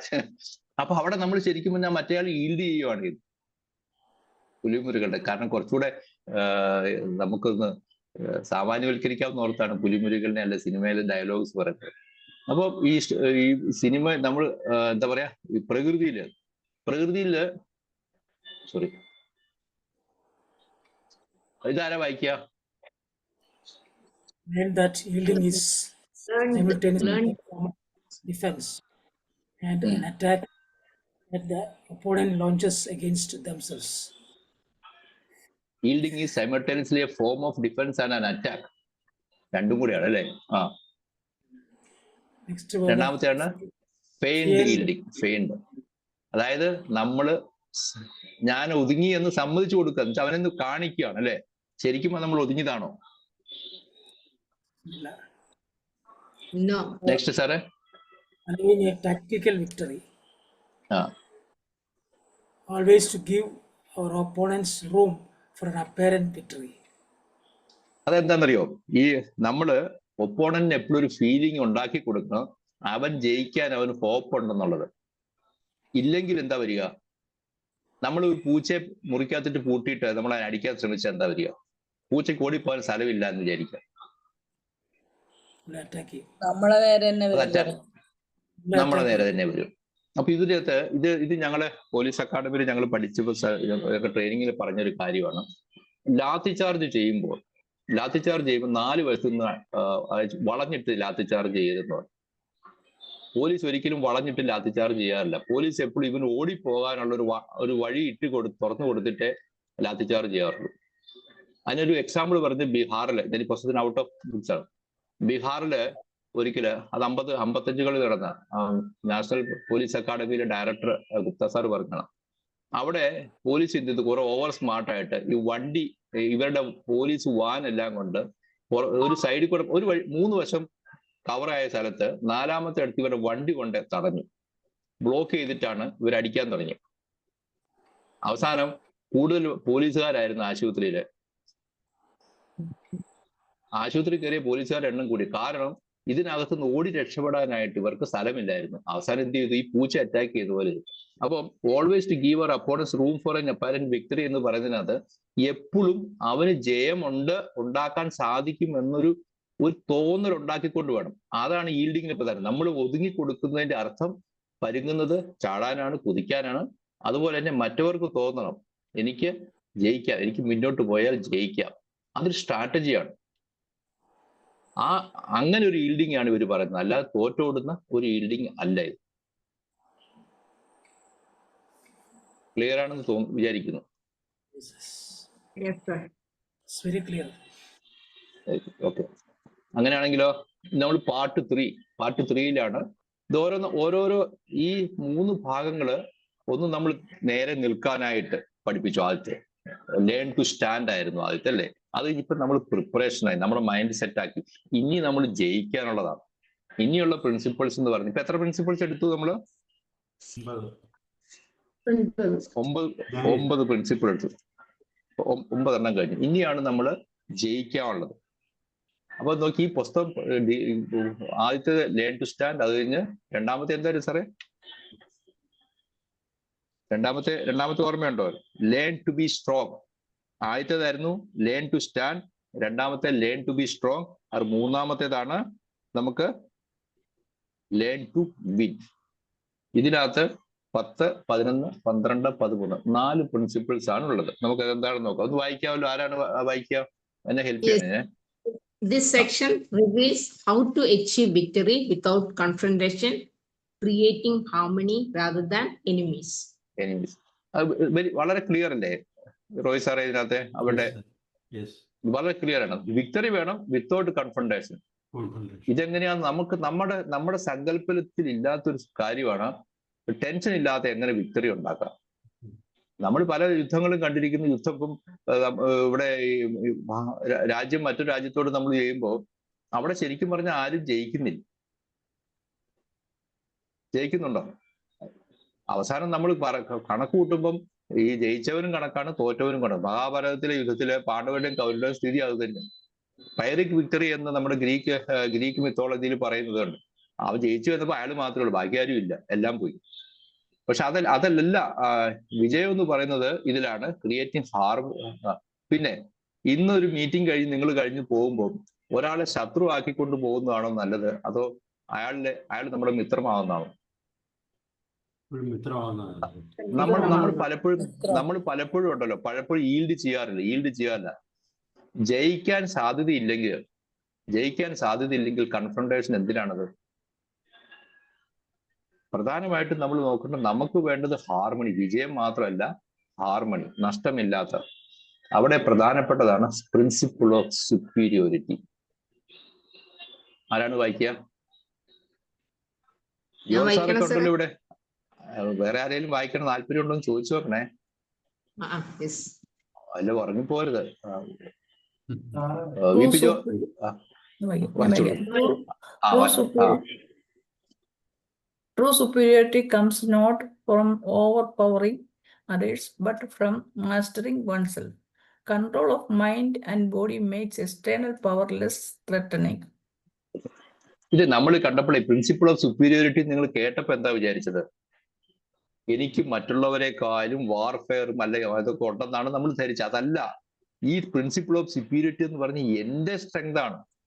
എന്റെ സ്ട്രെങ്ത് എന്ന് പറഞ്ഞ എന്നാ? Mastering oneself. Mastering oneself. Control of mind. Control of mind ആണ് പ്രധാനപ്പെട്ട കാര്യം. ആൻഡ് അങ്ങനെ വരുമ്പോഴോ എനിക്ക് എന്നെ തന്നെ കൺട്രോൾ ചെയ്യാമെങ്കിൽ പുറമേ ഉള്ളത് എനിക്ക് Body നമ്മൾ makes തൃണവൽക്കരിക്കാം. ഇല്ല അല്ലേ? അതാണ് ഇതിനകത്ത് പറയുന്ന അവരിതിനകത്ത് പറയുന്ന ഈ പുസ്തകത്തിൽ ആദ്യത്തെ എഴുതിക്കുന്ന draw the bow but don't shoot. വില്ല് കൊലച്ചോളൂ, പക്ഷേ ഷൂട്ട് ചെയ്യേണ്ടെന്ന്. It is better to be feared than to be hit. ആളുകളെ പേടിപ്പിച്ച് നമ്മൾ പറയില്ല, ഒന്ന് പേടിപ്പിച്ചു വിട്ടാൽ മതി. കയ്യിൽ നിന്ന് വിട്ടുപോയ ആയുധവും വാവിട്ട വാക്കും കൈവിട്ട ആയുധത്തിനും തിരിച്ചെടുക്കാൻ പറ്റുമോ? അതുണ്ടാക്കുന്ന ഡാമേജ് വലുതല്ലേ? അല്ലേ? യെസ്. അപ്പൊ ഏതൊക്കെയാണ് point? Learn that true superiority is the art of Winning without fighting. Winning without fighting. Without fighting. Being ഈ വിത്തൗട്ട് ഇതെങ്ങനെയാ നമുക്കൊരു സുപ്പീരിയോറിറ്റി ഉണ്ടാക്കാൻ പറ്റുന്നത്? അവര് പറയുന്നത് എവിടെയാണ് നമ്മുടെ സുപ്പീരിയോറിറ്റി ആദ്യം തുടങ്ങേണ്ടത്? our mind. മൈൻഡിൽ. ഇതിനകത്തൊരു കഥ പറയുന്നു. ഇതിനകത്തൊരു കഥ പറയുന്നത്, ഒരു രാജാവിന് ഈ കോഴിപ്പോര് നടത്തും. അതിന് അദ്ദേഹത്തിന് ഒരു കോഴിയെ വേണം, നല്ലൊരു കോഴിയെ. ഈ കോഴിയെ മേടിച്ചിട്ട് ഒരു സന്യാസിയുടെ കൊടുത്തു. ഈ കോഴി ഒന്ന് പാകപ്പെടുത്തി തരാൻ, യുദ്ധസന്നാഹമാക്കി തരാൻ പറഞ്ഞു. ശരിയെന്ന് പറഞ്ഞു. 10 ദിവസം കഴിഞ്ഞപ്പോ ഈ രാജാവ് എന്ന് ചോദിച്ചു, കോഴി തയ്യാറായില്ലേ? ഇനി നമുക്ക് പറഞ്ഞു. സന്യാസി പറഞ്ഞു, അവൻ മിടുക്കനാണ്, എല്ലാ കഴിവുകളുണ്ട്, പക്ഷെ അവൻ തയ്യാറല്ല. കാരണം അവന് ഭയങ്കര ദേഷ്യം അത്ര. അവൻ ആകെ ഒരു ചിന്തയുള്ളൂ, യുദ്ധം ചെയ്യണം എന്നുള്ള ഒറ്റ ചിന്തയേ ഉള്ളൂ. അതുപോരാ. ഒരു രാജാവ് തിരിച്ചുപോയി. ഒരു 10 ദിവസം കഴിഞ്ഞ് വീണ്ടും വന്ന് ചോദിക്കുന്നു, ഈ കോഴി ഇനിയിപ്പോ നമുക്ക് കോഴിപ്പോരിന് ഇറക്കാമല്ലോ? ഇല്ലില്ല, അവൻ നന്നായിട്ട് പഠിച്ചു, പക്ഷെ ഇപ്പോഴും അയൽവക്കത്തെ ഏതെങ്കിലും ഒരു കോഴിയുടെ പേര് കേട്ട അന്നേരം കയറി കൊത്തണമെന്നും പറഞ്ഞുകൊണ്ട് നിൽക്കുക. രാജാവ് തിരിച്ചുപോയി. അത് കഴിഞ്ഞ് 1 മാസം കഴിഞ്ഞ് വന്നു. രാജാവ് ചോദിച്ചു, ഇനിയോ? ഇപ്പൊ അവന് കുഴപ്പമില്ല, ഇപ്പൊ അവന് കോഴി എന്ന് കേട്ടാലും അവന് പ്രശ്നമില്ല, കോഴി പോരിനോട് ഇതില്ല, അവന് ദേഷ്യം എന്ന് പറഞ്ഞ ഒന്നുമില്ല. ആള് വളരെ കൂളാണ്. ആദ്യം അവന് വളരെ ഭയങ്കര അഗ്രസീവ് ആയിരുന്ന ആൾ ഇപ്പൊ പറയാണ് ഇവനിപ്പോ ആള് കൂളാണ്, അവന് പ്രശ്നങ്ങളൊന്നുമില്ലെന്ന്. ഇനി അവന്റെ പിന്നെ കൂടെ അവന് വേറൊരാളെ കിട്ടിയാലും കോഴിയുടെ പേര് കേട്ടാലോ എതിരാളിയെ കണ്ടാലും അവൻ ശോഭിക്കുന്നില്ല എന്നാണ് പറഞ്ഞത്. ഈ കോഴിയെ ഇറക്കി ആ കോഴിയുടെ മുന്നിൽ ആ പ്രദേശത്തുള്ള ഒറ്റ കോഴി പോലും നിന്നില്ല എന്നാണ്. കാരണം ഈ കോഴിക്ക് ദേഷ്യമില്ല, മൈൻഡ് പവർ ഉണ്ട്. ഇതുമായിട്ട് ബന്ധപ്പെട്ട് പറയുമ്പോൾ ഞാനൊരു കഥ പറയാം. നമ്മൾ റീസെന്റ് ആയിട്ടുള്ള 1-2 നമ്മൾക്ക് ഏറ്റവും കൂടുതൽ നമ്മൾ ആസ്വദിക്കുന്ന അല്ലെങ്കിൽ നമ്മളെ ട്രാപ്പ് ചെയ്തിരിക്കുന്ന ഇന്ത്യയും പാകിസ്ഥാനും തമ്മിലുള്ള കളികളാണ്. ആ കളിയിൽ നിങ്ങളൊരു കാര്യം ശ്രദ്ധിച്ചിട്ടുണ്ടോ? അവിടെ ഇന്ത്യക്കാരൻ കൂളായിട്ട് കളിക്കുകയും പാകിസ്ഥാൻകാരൻ നമ്മളോട് വളരെ മോശമായിട്ട് ദേഷ്യത്തോടെ പെരുമാറുന്നു. അവസാന ഓവറിലൊക്കെ അതുകൊണ്ടാണ് നമ്മൾ ജയിക്കുന്നത്. പ്രധാനപ്പെട്ട സുപ്പീരിയോറിറ്റി എന്താണ്? നമ്മുടെ ഇന്നർ സ്ട്രെങ്ത് ആണ് നമ്മളെ ജയിപ്പിച്ചത്, അല്ലാതെ അവര് നമ്മളെക്കാരും കളിക്കാരും മോശമായിട്ടില്ല. പലപ്പോഴും നിങ്ങൾ ശ്രദ്ധിച്ചോ, പല ഭാഗത്തും അവരുടെ ഭാഗത്തുനിന്ന് ഫോഴ്സ്ഡ് എറേഴ്സ് വന്നിട്ടുണ്ട്. ഈ അടുത്ത കാലത്തെ ഈ ഏഷ്യ കപ്പൊക്കെ നോക്കിയാൽ നിങ്ങൾക്ക് അറിയാം, അവരാ 4 കളി നമ്മളുമായിട്ട് 4 കളി കളിച്ചു അല്ലേ? 4 കളിയിൽ സാർ അത് 3 കളിയാണോ? സാർ കേൾക്കത്തില്ല, എനിക്കൊന്ന് 3 കളിയാണെന്ന്. ആ 3 കളിയിലും അവര് ആ 3 കളിയിലും അവർ വളരെയധികം നമ്മളോട് ദേഷ്യപ്പെട്ടാണ് സാർ. നമ്മൾ കളിക്കളത്തിൽ ഇറങ്ങിയിട്ട് നമ്മുടെ ബാറ്റ്സ്മാൻമാരോട് വളരെ മോശമായിട്ട് അവർ പെരുമാറുന്നത്. എന്നിട്ട് അവർ ആ ദേഷ്യം കാണിക്കുമായിരുന്നു. ഇവിടെ ഈ കഥയില് ഈ കോഴിയില്ലേ, കോഴിപ്പോരിൽ ഈ കോഴിയുടെ കഥയെന്ന് ആലോചിച്ചെങ്കിൽ, ഈ കോഴിക്ക് അതിന് മുമ്പ് കണ്ട പൂച്ചയുടെ കഥ. ഈ പൂച്ചയ്ക്കും ദേഷ്യമില്ല, ആരോടും വിരോധമില്ല. അവന് ചെയ്യേണ്ട ജോലി എന്താണെന്നറിയാം. ഓപ്പർച്യൂണിറ്റി വന്നപ്പോൾ തട്ടി. ഈ കോഴിക്കറിയാം ഞാൻ സ്കില്ലെല്ലാമായി, ഞാൻ സ്കില്ല് ഉണ്ട്, എനിക്ക് എന്നെ ഏൽപ്പിക്കുന്ന പണി ചെയ്യാൻ അറിയാം, അല്ലാതെ എനിക്ക് അവരോട് വിരോധമോ വൈരാഗ്യമോ അങ്ങനെ ഒന്നുമില്ല. അപ്പൊ ഈ സുപ്പീരിയോറിറ്റി എന്ന് പറയുന്നത് ഈ മെന്റൽ സ്ട്രെങ്ത് ആണ്. എനിക്കും നിങ്ങൾക്കും ഇല്ലാത്ത ഇതാണ്. എവിടെയെങ്കിലും കുറച്ച് കയറി ഒരു പുസ്തകം വായിച്ച് മനസ്സിലാക്കി കഴിഞ്ഞ് പിറ്റേ ദിവസം ഞാൻ ക്ലാസ് എടുക്കാനായിട്ട് ആരോടും ചോദിക്കും അല്ലേ? അപ്പൊ ശരിക്കും ഇത് നമ്മൾ പുസ്തകം വായിച്ചിട്ട് ആദ്യമേ പുസ്തകം എന്ന് തീർക്കുന്നോ അന്ന് ഞാനിങ്ങനെ ആലോചിക്കുകയാണ്, ഇത് ക്ലാസ് എടുത്തേക്കാം, ആരോടെ ചോദിക്കുന്നത്. പക്ഷെ ഈ പ്രാവശ്യം എനിക്ക് സാബു സാറ് ഒരു 1.5 മാസം നീട്ടി തന്നുകൊണ്ട് ഈ പുസ്തകം എനിക്ക് മനസ്സിലായി. ഞാൻ സത്യമായിട്ട് പറയാം, അല്ലെങ്കിൽ ഞാൻ എനിക്ക് ഇതുപോലെ പറയാൻ പറ്റില്ല. അപ്പോ നമ്മൾ ഒരു കാര്യം ഗ്രഹിക്കുന്നതിലല്ല കാര്യം, അത് ഗ്രഹിച്ചു കഴിഞ്ഞിട്ട് അത് നമ്മളെ അഫക്റ്റ് ചെയ്യാത്ത വിധത്തില് അത് വേണം. ഇതിനകത്ത് ഈ കോഴിയുടെ കഥ അതാണ് പറയുന്നത്. അതുപോലെ തന്നെ വേറൊരു സന്യാസിയുടെ ഒരു പിക്ചർ വരയ്ക്കുന്ന കാര്യം, എന്തോ ഒരു മെഷീൻ ഉണ്ടാക്കുന്നത് കാർപ്പൻറ്റർ പറഞ്ഞു 5 ദിവസം ഇയാളെ ആദ്യത്തെ ദിവസം രാജഭടൻ ചെന്ന് നോക്കുമ്പോണ്ട് ഇയാൾ ചുമ്മാ കിടന്ന് ഉറങ്ങുക. 2ാമത്തെ ദിവസം ഇയാൾ ഉറക്കുക, 3ാമത്തെ ദിവസം ഉറക്കാണ്, 4 ദിവസം ഉറക്കാണ്, 5 ദിവസം ഉറക്കാണ്. 5ാമത്തെ ദിവസം ഇയാൾ എഴുന്നേറ്റിട്ട് തട്ടിക്കൂട്ടൊരു വലിയൊരു സാധനം ഉണ്ടാക്കി. അത് വളരെ ഇതാണ്. ഈ രാജാവിന് കുറച്ചൊന്നുമല്ല ദേഷ്യം വന്നത്. സാധനം കാണുന്നിടം വരെ രാജാവ് ദേഷ്യപ്പെട്ടില്ല. ഇവനെ കൊണ്ടൊന്ന് ഉണ്ടാക്കി എടുക്കണമല്ലോ. അത് കഴിഞ്ഞിട്ട് ചോദിച്ചു, നീ എന്ത് തെമ്മാഴ്ത്തര കാണിച്ചേ, 4 ദിവസം കിടന്ന് ഉറങ്ങിയെന്ന് ചോദിച്ചവൻ പറഞ്ഞു, ആദ്യത്തെ ദിവസം ഞാൻ ഓർത്തത് ഇതെന്നെ കൊണ്ട് പറ്റുന്ന പണിയാണോ, അതായിരുന്നു ആദ്യം ആലോചിച്ച്. ഒരു ദിവസം കഴിഞ്ഞപ്പോ 2ാമത്തെ ദിവസം ഇതുണ്ടാക്കി കൊടുത്താല് ഇതിൽ എനിക്ക് എന്തെല്ലാം ലാഭം കിട്ടും, ആ ചിന്ത എന്റെ മനസ്സിൽ നിന്ന് ഞാൻ മാറ്റി. ആ ചിന്ത മനസ്സിൽ നിന്ന് കളയാൻ വേണ്ടിയിട്ട് എനിക്ക് കിട്ടുന്ന പാരിതോഷത്തെ പറ്റി അത് വേണ്ടാന്ന് വെക്കാനുള്ള ഒരു മനസ്ഥിതി ഉണ്ടാകുന്നിടം വരെ 2ാമത്തെ ദിവസം. 3ാമത്തെ ദിവസം ഇത് കിട്ടുമ്പം എനിക്ക് കിട്ടുന്ന ഫെയിം ഇല്ലേ, പേരും പ്രശസ്തി ഇല്ലേ, അതെന്നെ ബാധിക്കാതിരിക്കാനും വേണ്ടിയിട്ട് അതിങ്ങനെ ഞാൻ കൺട്രോൾ ചെയ്യും. അങ്ങനെ 4 ദിവസം കഴിഞ്ഞപ്പോൾ എനിക്ക് മനസ്സിലായി ഇതെന്നെ ബാധിക്കുന്ന കാര്യമല്ല, എനിക്ക് അറിയാവുന്ന ഒരു കാര്യമാണ്, ഇത് ഞാൻ നന്നായിട്ട് ചെയ്തു കൊടുത്താൽ മതി. അങ്ങനെയാണ് അദ്ദേഹം 5ാം ദിവസം ആ മെഷീൻ ഉണ്ടാക്കുന്നത്. മനസ്സിലാകുന്നുണ്ടോ നിങ്ങൾക്ക്? നമ്മളൊരു കാര്യം പഠിച്ചു കഴിഞ്ഞാൽ നമ്മൾ എന്താ ചെയ്യുന്നത്? ആദ്യമേ തന്നെ ചെയ്യുന്നു. പക്ഷെ ഇവിടെ ഒരു ക്ഷമയുണ്ട്. മൈൻഡ് സുപ്പീരിയോറിറ്റി ഉണ്ടാകണമെങ്കിൽ എങ്ങനെ ഇരിക്കണം? പഠിച്ചാൽ മാത്രം പോരാ. ഇപ്പൊ ഞാൻ എന്റെ കാര്യമാണ് പറഞ്ഞത്, ഞാൻ പുസ്തകം വായിച്ചു കഴിഞ്ഞാൽ ആദ്യം ചെയ്യുന്ന പണി ഇതെവിടെയും എടുക്കാവുന്നു. ഇനി മുതൽ ഇത് വായിച്ചു കഴിഞ്ഞപ്പോൾ എനിക്ക് മനസ്സിലല്ല, ഇത് വായിച്ചിട്ട് പിന്നെ കുറച്ചു നാൾ അത് എന്നിലോട്ട് നമ്മൾ അസിമിലേറ്റ് ചെയ്യാനായിട്ട് എനിക്ക് കുറച്ച് സമയം വേണ്ടി വരും. അത് കഴിഞ്ഞിട്ട് എന്നെ ബാധിക്കുന്നില്ല, എന്നെ ഫെയിമിനെ ബാധിക്കുന്നില്ല, അതിന് കിട്ടുന്ന റിവാർഡ്സിനെ എന്നെ ബാധിക്കുന്നില്ല. ഈ നോളജ് അതിനകത്ത് പറയുന്നുണ്ട്, you don't know what you know എന്നൊരു അവസ്ഥയിലോട്ട് എത്തണം. കേട്ടിട്ടുണ്ടോ നിങ്ങള്? കേട്ടിട്ടുണ്ടോ? You don't know what you know, you don't know what you know എന്നൊരു അവസ്ഥയുണ്ട്. നിങ്ങൾ അറിയുന്നില്ല. അതല്ല ആദ്യത്തെ പോലെ. ആദ്യം നമുക്കറിയത്തില്ല, we don't know what we don't know. എനിക്ക് എന്തറിയത്തില്ലെന്ന് പോലും എനിക്കറിയത്തില്ല. എനിക്ക് എന്തറിയത്തില്ല എന്നുള്ള എനിക്കറിയത്തില്ല. We don't know what we don't know. 2ാമത്തേതാണ് അല്ല സാറേ, എനിക്ക് എന്തെല്ലാം അറിയാമല്ലെന്നതിന് പോലും എനിക്ക് ഒന്നും അറിയത്തില്ല. അറിയത്തില്ലാത്ത പോലും അറിയത്തില്ല.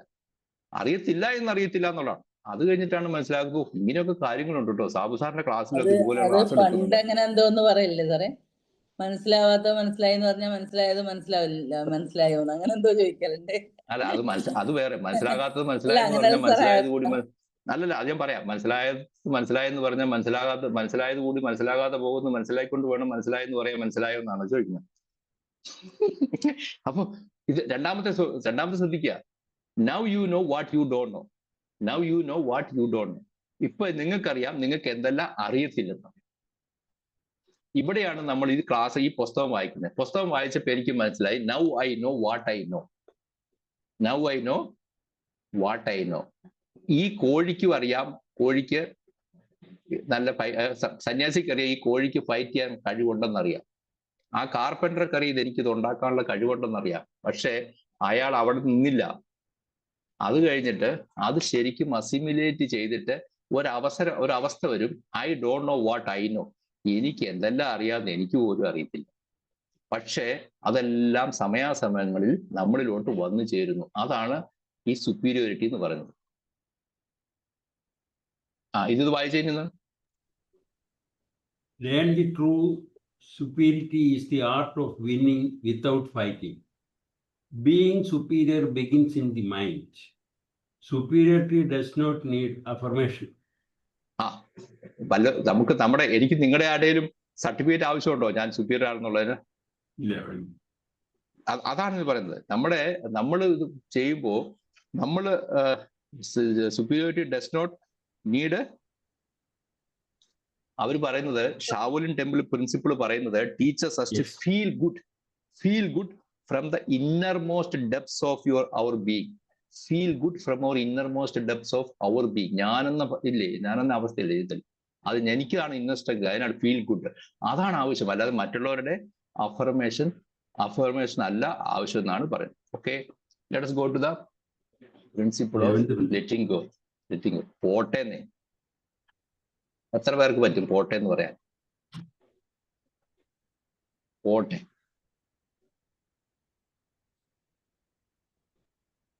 നമ്മളെയൊക്കെ ഇതിലെ മറ്റേ ഭാഗവത രാമായണത്തിൽ പറയുന്നുണ്ട്, വത്സ സൗമിത്രേ കുമാര നീ കേൾക്കണം മത്സരാദ്യം വെടിഞ്ഞ് എന്നോട് വാക്കുകൾ. അതിനകത്തൊരു ഭാഗമുണ്ട്, കോപമാണ് എല്ലാത്തിൻ്റെയും കാര്യം. കോപം നമുക്ക് ബുദ്ധിഭ്രംശം ഉണ്ടാക്കും. അതിൽ നിന്ന് വരുന്നതിനെ പറ്റിയൊക്കെ പറയുന്നൊരു ഭാഗമാണ്. ഹോൾഡിങ് ഓൺ ടു ആങ്കർ, ദേഷ്യത്തെ പറ്റി. നമ്മൾ എത്ര പേർക്കുണ്ട് ഈ ഗ്രഡ്ജസ് മറ്റുള്ളവരോട്? എന്നാലും അവൻ നമ്മളോട് ചെയ്തല്ലേ, നമ്മളോട് ചെയ്തു എന്ന് പറഞ്ഞ് വെക്കുന്ന കുറെ പേരില്ലേ? ഇതിനകത്ത് എനിക്ക് കൺട്രോൾ ചെയ്യാൻ പറ്റുക, എനിക്ക് നിങ്ങളുടെ സ്വഭാവം കൺട്രോൾ ചെയ്യാൻ പറ്റുകയാണെങ്കിൽ ഞാൻ എന്താ ചെയ്യേണ്ടത്? പോട്ടെ അല്ലേ? പോട്ടെ. ഇപ്പൊ ഞാൻ ചോദിക്കട്ടെ, അമർജ്യോതി മാഡം, ഇപ്പൊ വത്സമ്മ അഗസ്റ്റിനാണ് ഇതിനകത്ത് കാണുന്നത്. അവര് നിങ്ങൾ രണ്ടും കൂടെ ഉടക്കാൻ വിചാരിച്ച മത്സമ്മ മാഡം എന്ത് പറഞ്ഞാൽ ഇങ്ങനെ പറയുള്ളൂ. നിങ്ങൾക്ക് അതിനകത്ത് അവരോട് ദേഷ്യപ്പെട്ടിട്ട് വല്ല കാര്യമുണ്ട്? കാരണം അവരുടെ സ്ഥായിയായ ഭാവം അതാണെങ്കിൽ നിങ്ങൾക്കത് മാറ്റാൻ പറ്റുമോ? ഇല്ല. അപ്പൊ എന്താ ചെയ്യാ നമ്മള്? Leave it. വിട്ടേരല്ലേ? നമ്മൾ പറയാം നമ്മളോട് ഓക്കെ, എന്താണ് പറയാ? ആരാ വായിക്കുക? 4 പോയിന്റ് എഴുതി വെച്ചു. Learn to let go of the opinions adopted from others and constantly review your own. Recognize your biases. Biases are weapons in the hands of an opponent. Expect the unexpected. അപ്പൊ ആദ്യത്തെ point നമ്മൾ പറഞ്ഞെന്താണ്? അവിടെ ഇതിനിടയ്ക്ക് നമ്മൾ പറഞ്ഞിട്ടുണ്ട് അവനവന്റെ കാര്യം എപ്പോഴും റിവ്യൂ ചെയ്യുന്നുണ്ടേ. ഞാൻ എൻ്റെ കാര്യം കോൺസ്റ്റന്റ് റിവ്യൂ യുവർ ഓൺ. എന്റെ ബോധ്യങ്ങളില്ലേ, എന്റെ ബോധ്യങ്ങളാണ് കാര്യം, അല്ലാതെ മറ്റുള്ളവരുടെ ഒപ്പീനിയൻ. പലരും പറയുന്ന അനുസരിച്ച് ചെയ്യുന്നവരുണ്ടല്ലോ, അവര് പറഞ്ഞുകൊണ്ട് ഞാൻ അങ്ങനെ പോയി എന്നല്ലേ? അങ്ങനല്ലേ? എന്നിട്ട് അവസാനം നമ്മൾ പറയുന്ന പിന്നെ റെക്കഗ്നൈസ്. എനിക്ക് ഇപ്പൊ ഞാൻ ഇവിടെ കേരളത്തിലൊരു കാര്യം പറയണം, നമ്മൾ ഈ ചാനൽ ചർച്ച കേൾക്കുമ്പോൾ നമുക്ക് മനസ്സിലാവും. Recognise your biases. ബയാസ്ഡ് ആണ് എല്ലാം. ഈ പാർട്ടി മോശമാണ്, ഇത് ഇന്ന ആൾക്കാർ, ഈ വർഗം മോശമാണ്, അല്ലെങ്കിൽ ഇത് അങ്ങനെയല്ല, അത് ബയാസാണ്. നമ്മളൊക്കെ ഇതിനിടയ്ക്ക് എത്ര പേരുണ്ട് ഇതിന് പക്ഷം പിടിക്കാത്തവർ? ബയാസ്. ചില കമ്പനികൾ ഉണ്ടാക്കുന്ന സാധനം, ഇപ്പൊ ഞാൻ പറയാം കാറ് തന്നെയാണെങ്കിൽ ചില കമ്പനി നമുക്കുണ്ട്. ഞാൻ മാരുതി ഉദ്യോഗത്തിലുണ്ട്, അതിന്റെ ബയാസാണ്. കാരണം അത് പണിതുകൊണ്ടിരുന്ന സമയത്ത് ഞാൻ ആ ഫാക്ടറി പോയി കണ്ടിട്ടുണ്ട്. അന്ന് ഇന്ത്യ സെൻട്രൽ ഗവൺമെന്റിന്റെ ഭാഗമായിരുന്നു മാരുതി ഉദ്योग ലിമിറ്റഡ്, MEUL എന്ന് പറഞ്ഞു. അന്ന് മുതൽ എന്റെ ബയാസാണ്, ഞാൻ വാങ്ങുന്നത് കാറല്ല മാരുതിയായിരുന്നു. ഞാൻ വാങ്ങിച്ചു, എന്റെ മകനോട് വാങ്ങിക്കാൻ പറഞ്ഞു. എന്താ അത്? ശരിക്കും ഞാൻ വിചാരിക്കുന്നത് എനിക്ക് ആ കമ്പനിയോടുള്ള അതെന്റെ ബയാസാണ്. ചിലരുണ്ട് അവര് വാങ്ങുന്ന കാറ്, ഇപ്പൊ ഹോണ്ടയാണെങ്കിൽ ഹോണ്ട ഭയങ്കര അവർക്ക് കാറിനെ പറ്റി ഒരു കുന്തം അറിയത്തില്ല. പക്ഷെ we got our own biases. ചില കമ്പനികളെ പറ്റി നമുക്ക് ബയാസസ്. ഈ ബയാസ് ഇല്ലാത്ത ആരാ ഉള്ളത്? എന്നിട്ട് നമ്മൾ പറയുന്നതാണ്, എനിക്ക് അങ്ങനെ പ്രത്യേക ബയാസുകളൊന്നുമില്ല, ഞാൻ ഒരു മുൻവിധികളൊന്നുമില്ല, എല്ലാം വരുന്നത് പോലെ കാണണം. അല്ല, ഇയാൾ ഇവർ പറയുന്നുണ്ട്, ഒരു സാധനം മേടിക്കാൻ പോകുമ്പോൾ നമ്മൾ പറയണം, ആ സാധനം കേട്ടോ ഇന്ന കമ്പനിയുടെ ആണെന്ന് പറഞ്ഞാൽ നമ്മൾ വാങ്ങൂല. ഇഷ്ടപ്പെട്ടതായിരിക്കും നമുക്ക്, പക്ഷെ നമ്മൾ വാങ്ങില്ല. കാർ മേടിക്കാൻ പോകുന്നതിനെ കൊണ്ട് മാറ്റാനായിട്ട് നമുക്ക് വേണ്ട, ടാറ്റയാ, അത്ര ഒരു ഇതില്ല, ടാറ്റ എന്ന് പറയുന്നത് നമുക്ക് അറിയാമല്ലോ, എന്തെങ്കിലും പറഞ്ഞാൽ മതി, പെട്ടെന്ന് അവന്റെ ബയാസ് അവിടെ കയറി. ഓൾറെഡി അവന്റെ ബയാസ് ഒരെണ്ണം ഉണ്ടായിരുന്നു, ടാറ്റ അത്ര നല്ലതല്ലായിരിക്കും. അല്ലെങ്കിൽ ഇപ്പൊ പലരുടെ പോകുന്നത് MG ആ, മോറിസ് ഗാരേജ് എന്നൊരു കാറുണ്ട് ഇവിടെ നമുക്ക് ഏറ്റവും കൂടുതൽ എനിക്ക് വന്ന കോട്ടയത്ത് നന്നായിട്ട് വിൽപ്പന ഉണ്ടെന്ന് തോന്നുന്നു അല്ലേ സാറേ? MG കിയയുടെ അവിടെ നമ്മുടെ ഏറ്റുവാന്റെ അപ്പുറം കാണാം, ഒരു പ്രദേശം മുഴുവൻ കിയയാ, ബ്ലാക്ക് കളറുള്ളതുണ്ട് അല്ലേ? അപ്പം നമുക്ക് റെക്കഗ്നൈസ് യുവർ ബയാസ് എന്ന് പറയുമ്പോൾ, എന്റെ ബയാസ് എനിക്കറിയാമെങ്കിൽ, നിങ്ങൾക്ക് അറിയാമെങ്കിൽ, അല്ലെ എനിക്ക് നിങ്ങളുടെ ബയാസ് അറിയാമെങ്കിൽ, എനിക്ക് നിങ്ങൾക്ക് എതിരിട്ട് ഉപയോഗിക്കാൻ പറ്റും എഗ്നിസ്റ്റ് ആയിട്ട്.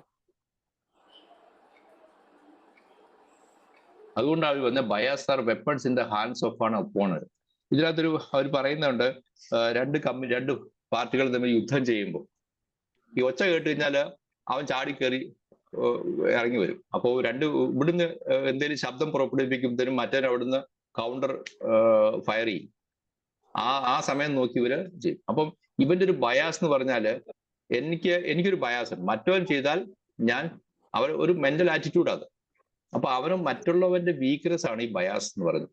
അത് മനസ്സിലാക്കിയാൽ you can win. Expect unexpected. ഈ പ്രിൻസിപ്പിൾ ലെറ്റിംഗ് ഗോയില് നമ്മളിത് വിട്ടുകൊടുക്കുമ്പോൾ ലെറ്റിംഗ് ദ അൺഎക്സ്പെക്ടഡ്, നമ്മൾ പലപ്പോഴും നമ്മുടെ പ്ലാനിങ്ങിന് അപ്പുറത്തോട്ടായിരിക്കുമല്ലോ അൺഎക്സ്പെക്ടഡ് ആയിട്ട് വരുന്നത്. ഈ ബയാസ് എപ്പോഴാണ് നമുക്ക് ഉണ്ടാകുന്നത്? ഇപ്പൊ ഈ പ്രായമായി കഴിഞ്ഞിട്ടാണോ ബയാസ് ഉണ്ടായത്, അതോ ചെറുപ്പത്തിൽ ഉണ്ടായതായിരിക്കുമോ?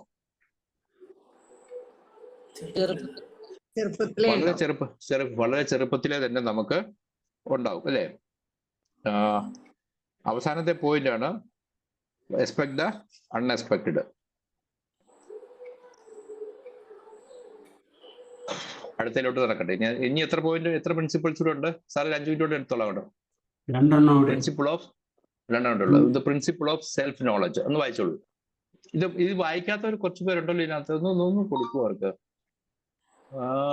കുറെ ആളുണ്ടല്ലോ ഇന്ന്. അനിൽ സാറുണ്ട്, ദീപാജി ഉണ്ട്, അബ്ദു സാറുണ്ട്, അരവിന്ദൻ ഉണ്ട്. ഞാൻ വായിക്കാം. Knowing your strengths and weaknesses is the foundation of true wisdom. Without self-awareness, external victories mean little. അതിന്റെ അർത്ഥം എന്തായിരിക്കും ഷീജാജി? അവരവരുടെ സ്ട്രെങ്ത്തും വീക്ക്നെസ്സും അറിയുന്നതാണ് ശരിയായ വിസ്ഡത്തിന്റെ ഒരു ഫൗണ്ടേഷൻ എന്ന് പറയുന്നത്. ഞാൻ ആരാണെന്ന് ഞാൻ അറിയണം അല്ലേ? ഞാൻ ആരാണെന്ന് ഞാൻ അറിയണം എന്നല്ലേ അതിൽ ഉദ്ദേശിച്ചിരിക്കുന്നത്? അതാണ് അവർ ഉദ്ദേശിച്ചിരിക്കുന്നത്. അവരവരെ കുറിച്ചുള്ള തന്നെ ജ്ഞാനമാണ് ശരിയായ ജ്ഞാനം എന്നാണ്. ജ്ഞാനം. അപ്പം without self awareness external victories mean little. അതെന്താ അങ്ങനെ വരുന്നേ? ആ ഒരു ഇത് പറയാമോ? അത് ശരിക്കും എക്സ്റ്റേണൽ വിക്ടറീസ് എന്ന് പറയുന്നത് ഭൗതികമായിട്ടുള്ള നേട്ടങ്ങളായിരിക്കും. അപ്പോൾ സെൽഫ് അവയർനെസ് ഇല്ലാതെ നമ്മൾ ഇതെല്ലാം നേടിക്കഴിഞ്ഞിട്ടും അതൊരു വലിയ കാര്യമല്ല. ശരിയായ ഒരു അതായത് ഇതിനകത്ത് പറയുന്ന ഒരു ചാൻസ് വിക്ടറീസ് വരാമല്ലേ? ചാൻസ് വിക്ടറീസ്, അതായത് നമ്മളൊന്നും ചെയ്യാതെ തന്നെ നമുക്ക് വിക്ടറീസ് ഉണ്ടാവാമല്ലോ. ഉണ്ടായെന്ന് വരാം. ഇല്ലേ? അത് ശരിക്കും നമുക്ക് ആസ്വദിക്കാൻ പറ്റുമോ? നമ്മളെ അറിഞ്ഞിട്ടില്ല, നമ്മൾക്ക് ഇതിനെപ്പറ്റി അറിയത്തില്ല എന്ന് വിചാരിക്കുക. അപ്പൊ നമ്മൾക്കുണ്ടാകുന്ന വിക്ടറീസ് നമ്മുടെ വിക്ടറി ആയിട്ട് നമുക്ക് അത് ആസ്വദിക്കാൻ പറ്റുന്നില്ലോ. അല്ലാതെ ഉള്ളത് അത്രത്തോളം പറ്റത്തില്ല. അന്ന് വായിച്ചോളൂ, ബാക്കിയോട് വായിച്ചോളൂ. Learn that everything you are and will become lies only within you. Self-appraisal can be a handicap. No false modesty.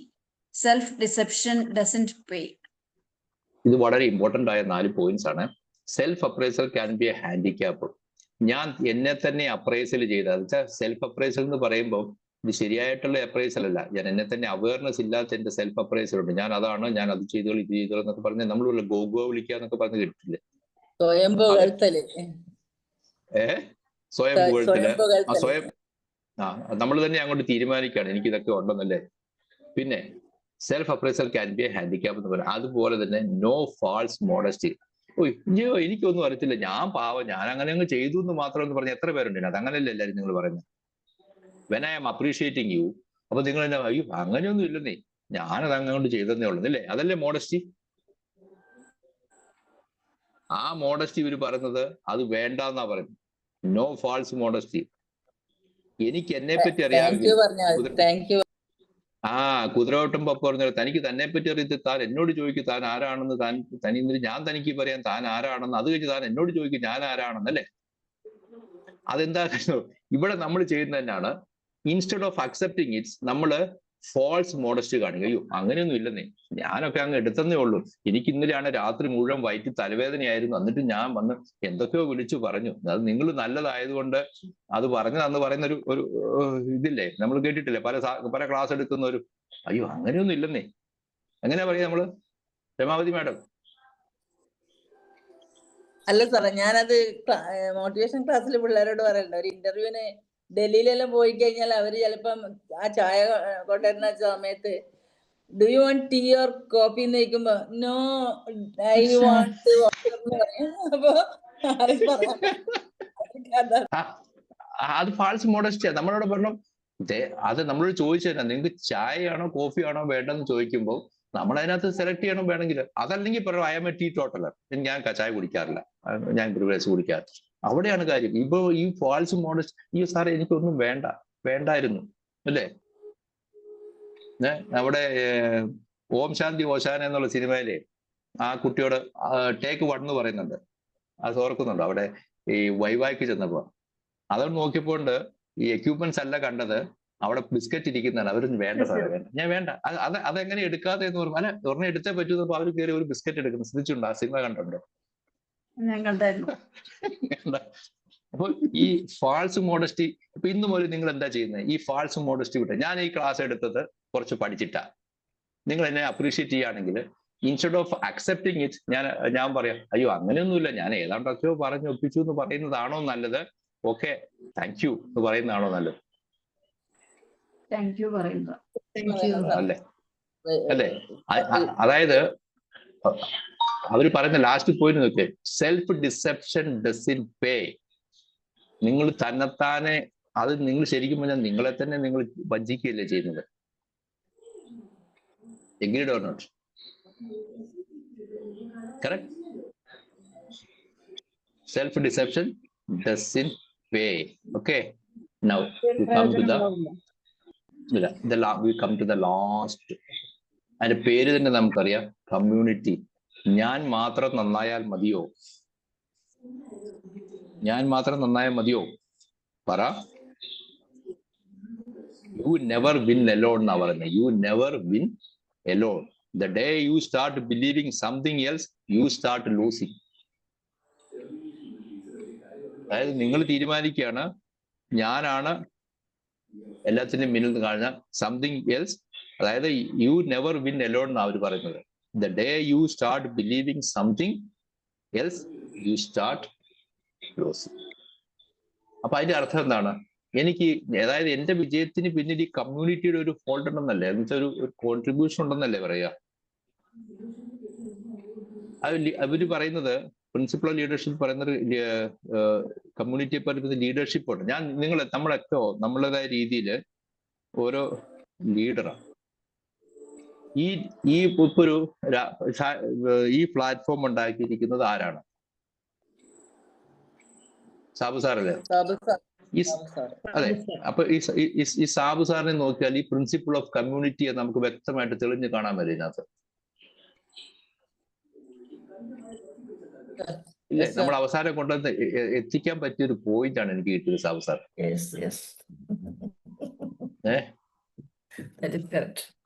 It is directly related to you, sir. It is directly related to you. Because എന്താണ്? ആരാണ് വായിച്ചത്? ഇത് വായിച്ചിരിക്കുക. വായിക്കണം sir. Learn that leadership. വായിച്ചോളൂ. Learn that leadership doesn't mean power over others, but opportunity to achieve a common goal. So Second, now you tell me. self- ആ point ഒന്ന് പറഞ്ഞു നോക്കിയേ. സാബു സാറ് ചെയ്യുന്നുണ്ടോ? സ്വല്പം സൂപ്പിട്ടിരിക്കട്ടെ എന്റെ ഭാഗത്തുനിന്ന് അല്ലേ? ആലോചിച്ച് നോക്കിയേ. ഇനി ദിസ് ഇസ് റിയലി നമ്മളൊക്കെ ചെയ്യുമ്പോൾ ഒരു കമ്മ്യൂണിറ്റിക്ക് വേണ്ടിയാണ് ചെയ്യുന്നത്. എനിക്കല്ല, ഞാനൊരു കമ്മ്യൂണിറ്റിക്കല്ലേ. അപ്പൊ കമ്മ്യൂണിറ്റിയിലല്ലേ സാറിന്റെ ഇപ്പൊ ഈ പ്ലാറ്റ്ഫോമിന്റെ വിജയം എന്ന് പറയുന്നത് സാറിന്റെ വിജയം മാത്രമല്ലല്ലോ, നമ്മുടെ കമ്മ്യൂണിറ്റിക്കല്ലേ. yes, yes. Opportunity to achieve a common goal. അല്ലേ? സോ സെക്കൻഡ് പോയിന്റ് വായിച്ചോളൂ. Self-leadership is crucial. What does mean? അതെന്താണ്, അതിന്റെ അർത്ഥം എന്താണ്? Crucial ആണ്. Self-leadership is തെറ്റ് പറ്റാൻ crucial. സാധ്യതയുണ്ട്, തെറ്റുകൾ പറ്റാൻ സാധ്യതയുണ്ട്. അതായത് if you want to lead others, നിങ്ങൾക്ക് എന്താ വേണ്ടത്? ആദ്യമേ you must lead yourself അല്ലേ? Yes. നമുക്ക് എനിക്ക് എന്നെ തന്നെ മനസ്സിലാക്കാനുള്ള കഴിവില്ലേ? Yes, yes. അപ്പം if you want to know others, നിങ്ങൾക്ക് മറ്റുള്ളവരെ മനസ്സിലാക്കണമെങ്കിൽ നമ്മൾ എന്ത് ചെയ്യണം? അപ്പൊ 2 പോയിന്റ്. നിങ്ങൾക്ക് ലീഡ് ചെയ്യണമെങ്കിൽ നിങ്ങൾ നിങ്ങളെ തന്നെ ആദ്യം ലീഡ് ചെയ്യണം. നിങ്ങൾക്ക് മറ്റുള്ളവരെ മനസ്സിലാക്കണമെങ്കിൽ നിങ്ങൾ നിങ്ങളെ തന്നെ മനസ്സിലാക്കും. അപ്പൊ നമ്മൾ കണ്ട പോയിന്റ്സ് എല്ലാം ഇതാണ്. അപ്പൊ ഇവിടെ നമ്മൾ വന്നിരിക്കുന്ന കമ്മ്യൂണിറ്റി, അതായത് അതേഴ്സ് എന്നൊരു ആസ്പെക്ട് വന്നു. ഇവിടെ ലീഡ് അതേഴ്സ്, നോ അതേഴ്സ്. അപ്പോൾ ഇത്രയും നേരം നമ്മൾ ഇൻഡിവിജ്വൽ ആയിട്ട് എന്റെ കാര്യങ്ങൾ പറഞ്ഞു വന്നു കഴിഞ്ഞപ്പോഴാണ് അവസാനത്തെ പോയിന്റ് ആണ് കമ്മ്യൂണിറ്റിയിലോട്ട് വന്നിരിക്കുന്നത്. ഇവിടെ 2 പ്രധാനപ്പെട്ട പോയിന്റ് ആണ്. ഒന്ന് ലീഡ് അതേഴ്സ്, നോ അതേഴ്സ്. അതിൽ വേണ്ടത് പ്രീ സപ്പോസിഷൻ അല്ല, അതിന് വേണ്ട പ്രീ റിക്വസിഷൻ ആണ് lead your self first. Lead your self എങ്ങനെയാണ് നിങ്ങൾ തീരുമാനിക്കും? നമുക്കൊരു ഇന്ന് വേണ്ട എന്ന് തീരുമാനിക്കും. ഞാൻ പറയാം, പലർക്കും പല ഹാബിറ്റ്സ് ഉണ്ടാവും. ഈ ഹാബിറ്റ്സിൽ ഈ അംബാനിയുടെ ഒരു കഥയുണ്ട്. അംബാനി US ഒരു കോൺട്രാക്ട്, അംബാനി വളരെ തടിയുള്ള, ഈ അനിൽ അംബാനി എന്ന് പറയുന്നത്, അല്ലല്ല മറ്റേ മുകേഷ് അംബാനി, വളരെ തടിയുള്ളയാളാണ്. ഒരു 25 വർഷം മുമ്പിലത്തെ കഥയാണ്. ഇയാൾ അവിടെ ചെന്ന് നിന്നപ്പോൾ അവിടെ കോൺട്രാക്ട് ഒപ്പിട്ട ആ കമ്പനിയുടെ അയാൾ പറഞ്ഞു, ഈ തടിയെ സ്വന്തം തടി കൺട്രോൾ ചെയ്യാൻ പറ്റാത്തവരാണ് ഇത്ര വലിയ ഈ ബില്യൺസ് ഓഫ് ഡോളേഴ്സിന്റെ ചെയ്യുന്നു. ഇയാളിത് കേട്ടു. അന്ന് ആ ബിസിനസ് നടന്നില്ല.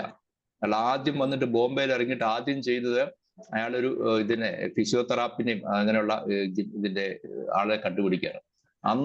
അന്ന് രാത്രി തന്നെ അയാൾ അവിടെ ഒരു ജിമ്മ് സെറ്റ് ചെയ്തു. രാവിലെ നടക്കാൻ പോയി. 6 മാസം കൊണ്ട് അയാളുടെ 18-20 കിലോഗ്രാം കുറച്ചു. അത് കഴിഞ്ഞിട്ട് അദ്ദേഹം ശരീരം അന്ന് മുതൽ മെയിൻറ്റെയിൻ ചെയ്തു. നമുക്ക് അംബാനിയുടെ ബിസിനസ്സെ പറ്റി എതിർപ്പും അതൊക്കെ ഉണ്ടാവാം, പക്ഷെ അവിടുന്ന് ആ കേട്ടതില്ലേ. അപ്പൊ അയാൾ എന്താ ചെയ്യുന്നത്? Lead. When you want to lead others, you lead yourself. When you want to know others, you want to know others. അതുകൊണ്ടാണ് ഈ പറയുന്നത് self leadership is crucial.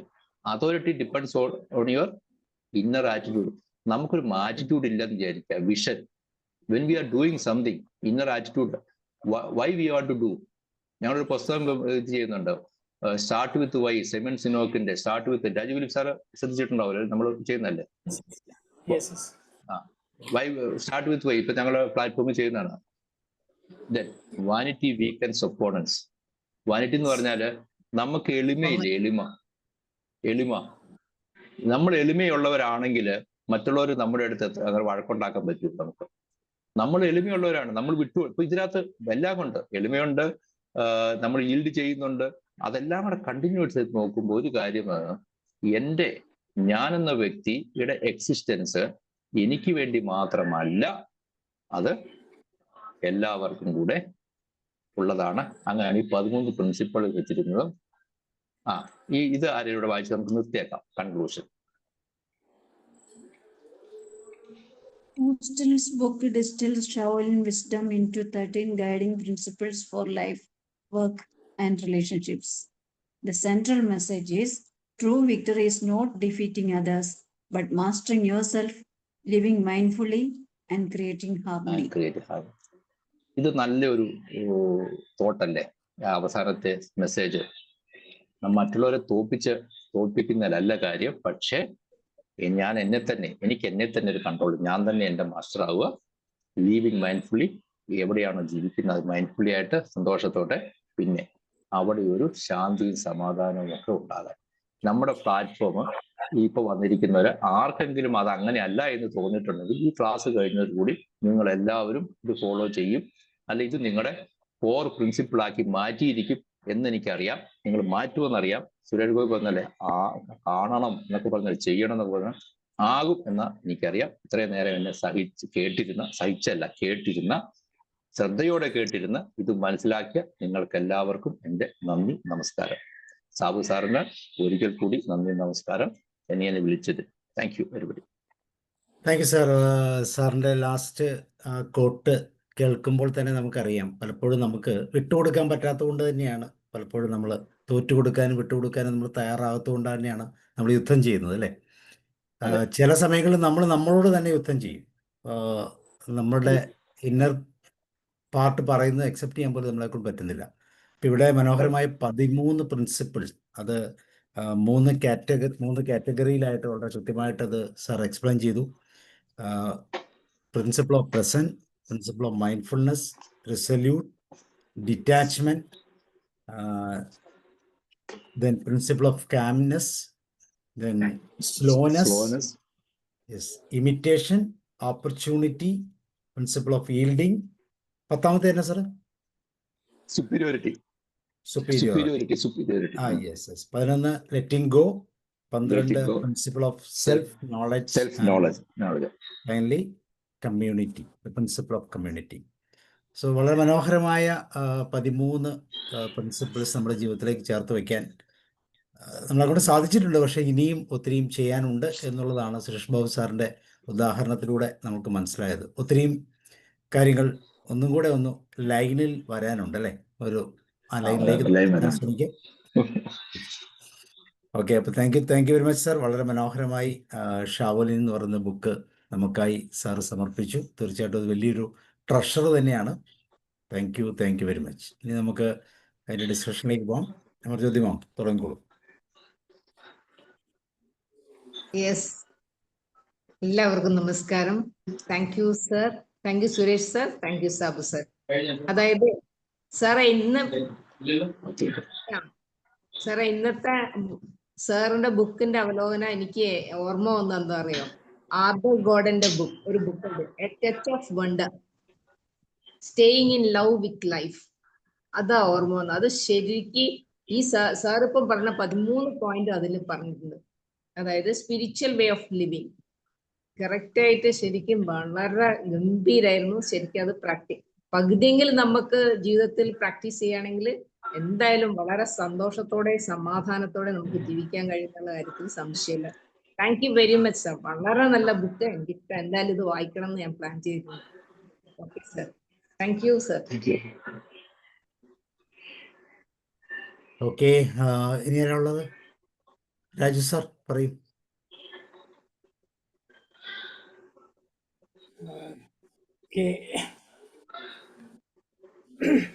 Good evening, everybody.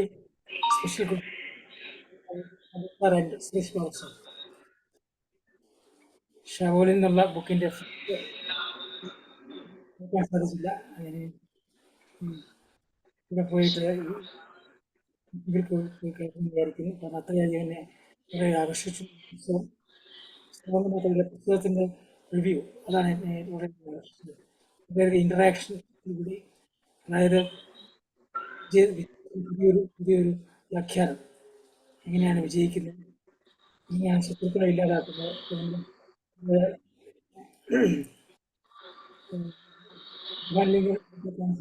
Ibrahim civil വാറിനിടയിൽ എന്നെ സപ്പോർട്ട് ചെയ്യുന്ന സൈന്യത്തെ visit ചെയ്യാൻ പോയി. അവിടെ ചെന്നപ്പം അറിഞ്ഞു എൻ്റെ ശത്രുക്കളെ തന്നെയാണ് ക്യാമ്പ് ചെയ്തിരിക്കുന്നത്. അപ്പോൾ അദ്ദേഹം നേരെ അങ്ങോട്ടും പോയി. ഇവിടെ എങ്ങനെ എൻ്റെ സ്വന്തം സൈന്യത്തോട് വർത്തിച്ചു, അതുകൊണ്ട് തന്നെ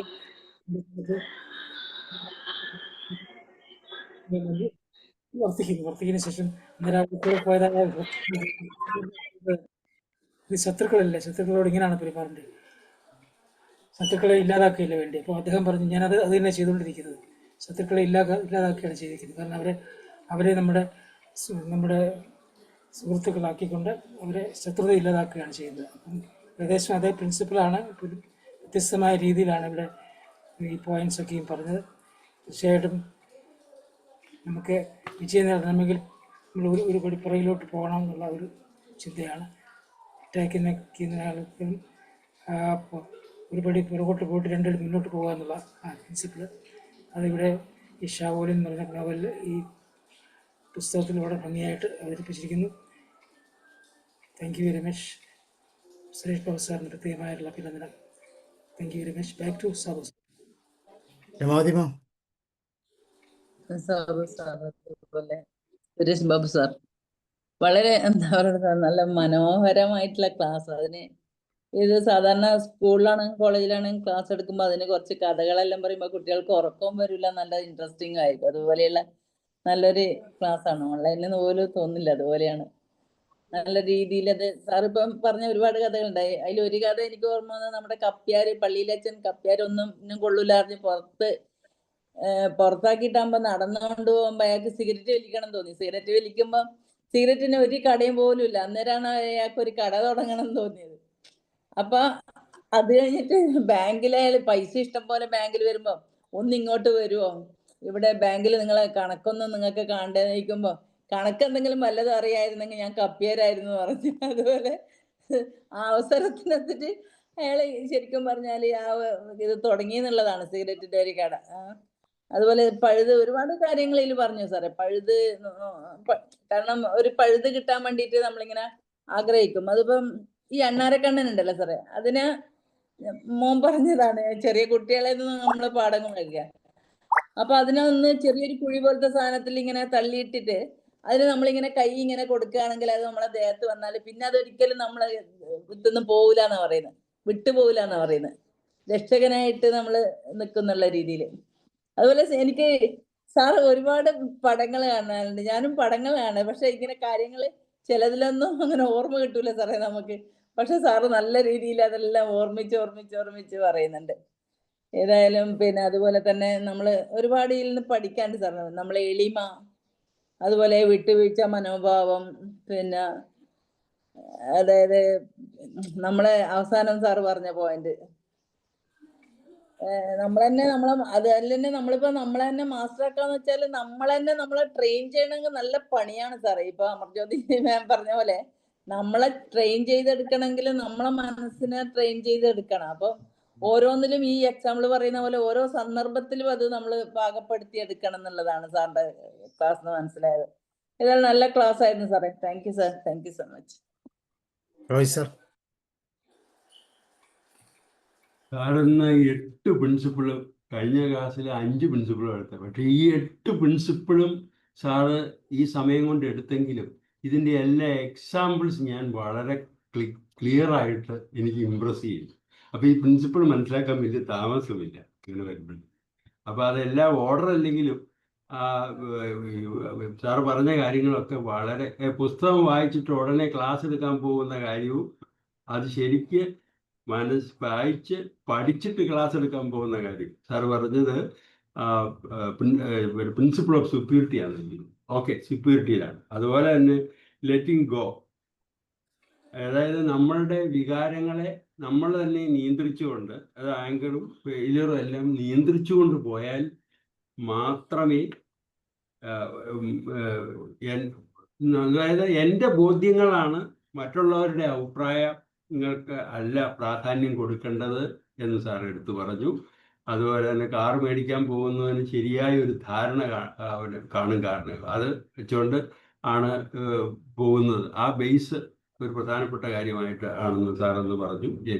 അതുപോലെ തന്നെ സെൽഫ് നോളജ്, തൻ്റെ വീക്ക്നെസ്സും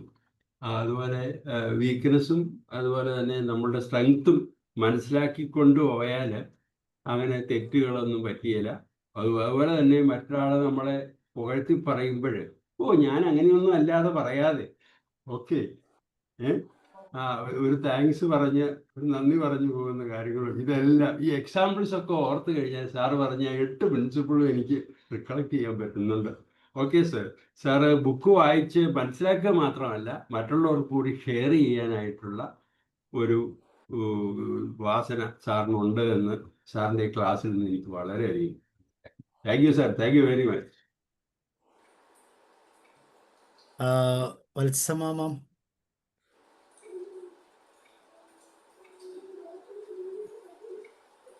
വത്സമ പറയാം. Thank you Sabir sir. Thank you Suresh Babu sir. ഇന്നത്തെ സെക്ഷനിൽ പങ്കെടുക്കാൻ സാധിച്ചൊരു ഭാഗ്യമായിട്ട് ഞാൻ കരുതുന്നു. വളരെ നല്ലൊരു സെക്ഷനായിരുന്നു. പുസ്തകം വായിച്ച നല്ലൊരു അനുഭവം, നല്ലൊരു ഭക്ഷണം കഴിച്ച പോലൊരു അനുഭവം ഇവിടെ കിട്ടിയിട്ടുണ്ട്. ശാന്തമായ മനസ്സിന് എന്തും ചെയ്യാൻ സാധിക്കും. പെട്ടെന്ന് എടുത്തിയാടി നമ്മൾ മറുപടി പറയുന്നതും ധൃതി വെച്ച് ഓരോന്നും ചെയ്യാൻ ശ്രമിക്കുന്നതും പാഴ്വേലയാണെന്നും നമ്മുടെ മനസ്സിനെ ശാന്തമാക്കിയാൽ നമുക്കതിലേക്ക് വിജയത്തിലേക്ക് എത്താൻ സാധിക്കുമെന്നും അവസാനത്തെ conclusion, victory is not defeating others but mastering yourself, living mindfully and creating harmony. മൈൻഡ്ഫുൾനെസ്സിൻ്റെ പ്രാധാന്യമാണ് ഈ സെക്ഷൻ വേർഡ് ഉടനീളം ഞാൻ കണ്ടത്. മൈൻഡ്ഫുൾനെസ്സിലിരിക്കാൻ നമുക്ക് സാധിക്കാതെ വരുന്നതാണ് എല്ലാ പ്രശ്നത്തിൻ്റെയും കാരണം. ശാന്തമായ മറുപടി കോപത്തെ ശമിപ്പിക്കുന്നു ബൈബിൾ പറഞ്ഞിരിക്കുന്ന അതേ ആശയം തന്നെ ഇവിടെ വന്നിട്ടുണ്ട്. ശാന്തമായ പെയ്യെ തിന്ന പനിയും തിന്നാന്നൊരു പഴഞ്ചൊല്ലുണ്ട്. അതുപോലെ സമാധാനത്തിൽ കാര്യങ്ങൾ നടത്തിയാൽ, ശാന്തമായിരുന്നാൽ എല്ലാം ചെയ്യാൻ സാധിക്കും.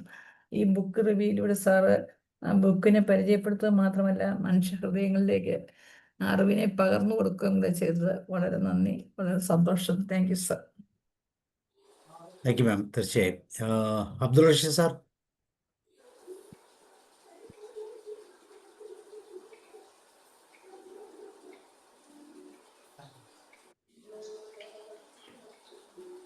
തിരക്കം തോന്നുന്നു. ഓക്കെ, അപ്പം സുരേഷ് ബാബു സാർ, വളരെ സന്തോഷം. 2 ആഴ്ചകളിലൂടെ ഒരു ബുക്കിനെ നമുക്ക് വളരെ യൂസ്ഫുള്ളായ രീതിയിൽ എന്താ പറയുന്നത് കസ്റ്റമൈസ് ചെയ്ത് തന്നു. എല്ലാം ഷാർപ്പൻ പോയിന്റ്സ് ആണ്. എല്ലാം നമ്മൾ ശ്രദ്ധിക്കേണ്ടതാണ്. പലതും നമ്മൾ പെട്ടിരിക്കുകയാണ് അല്ലേ. ലെറ്റ് ഗോ എന്ന് പറയുന്ന ആപ്ലിക്കേഷൻ ഒന്നും ഇവിടെ അപ്ലൈ ചെയ്യാൻ പറ്റുന്നില്ല പലപ്പോഴും. അപ്പോൾ അതിനെല്ലാം നല്ലൊരു ആപ്ലിക്കേഷൻ സാർ അതിന് അവസാനം ഒരു ഇതെന്ന് പറഞ്ഞു, നമുക്ക് എല്ലാവർക്കും ഇത് പാലിച്ചേ പറ്റും അല്ലേ. തുടർന്ന് പാലിച്ചേ പറ്റും. അപ്പോഴാണ് നമ്മൾ നമ്മളായി മാറുന്നത്. അപ്പോഴാണ് നമ്മൾക്ക് സൊസൈറ്റിയുമായിട്ടുള്ള കണക്ടിവിറ്റി വരുന്നത് അല്ലേ. ഒരു കമ്മ്യൂണിറ്റിയുടെ ഒരു പാർട്ടായിട്ട് നമ്മൾ മാറുന്നത്. So thank you sir. സാറിൻ്റെ ഒരു ഫൈനൽ കൺക്ലൂഷനോട് ചെയ്ത് നമുക്ക് വൈൻഡപ്പ് ചെയ്യാം. അഡ്മിറ്റ് ചെയ്തു സാറിൻ്റെ.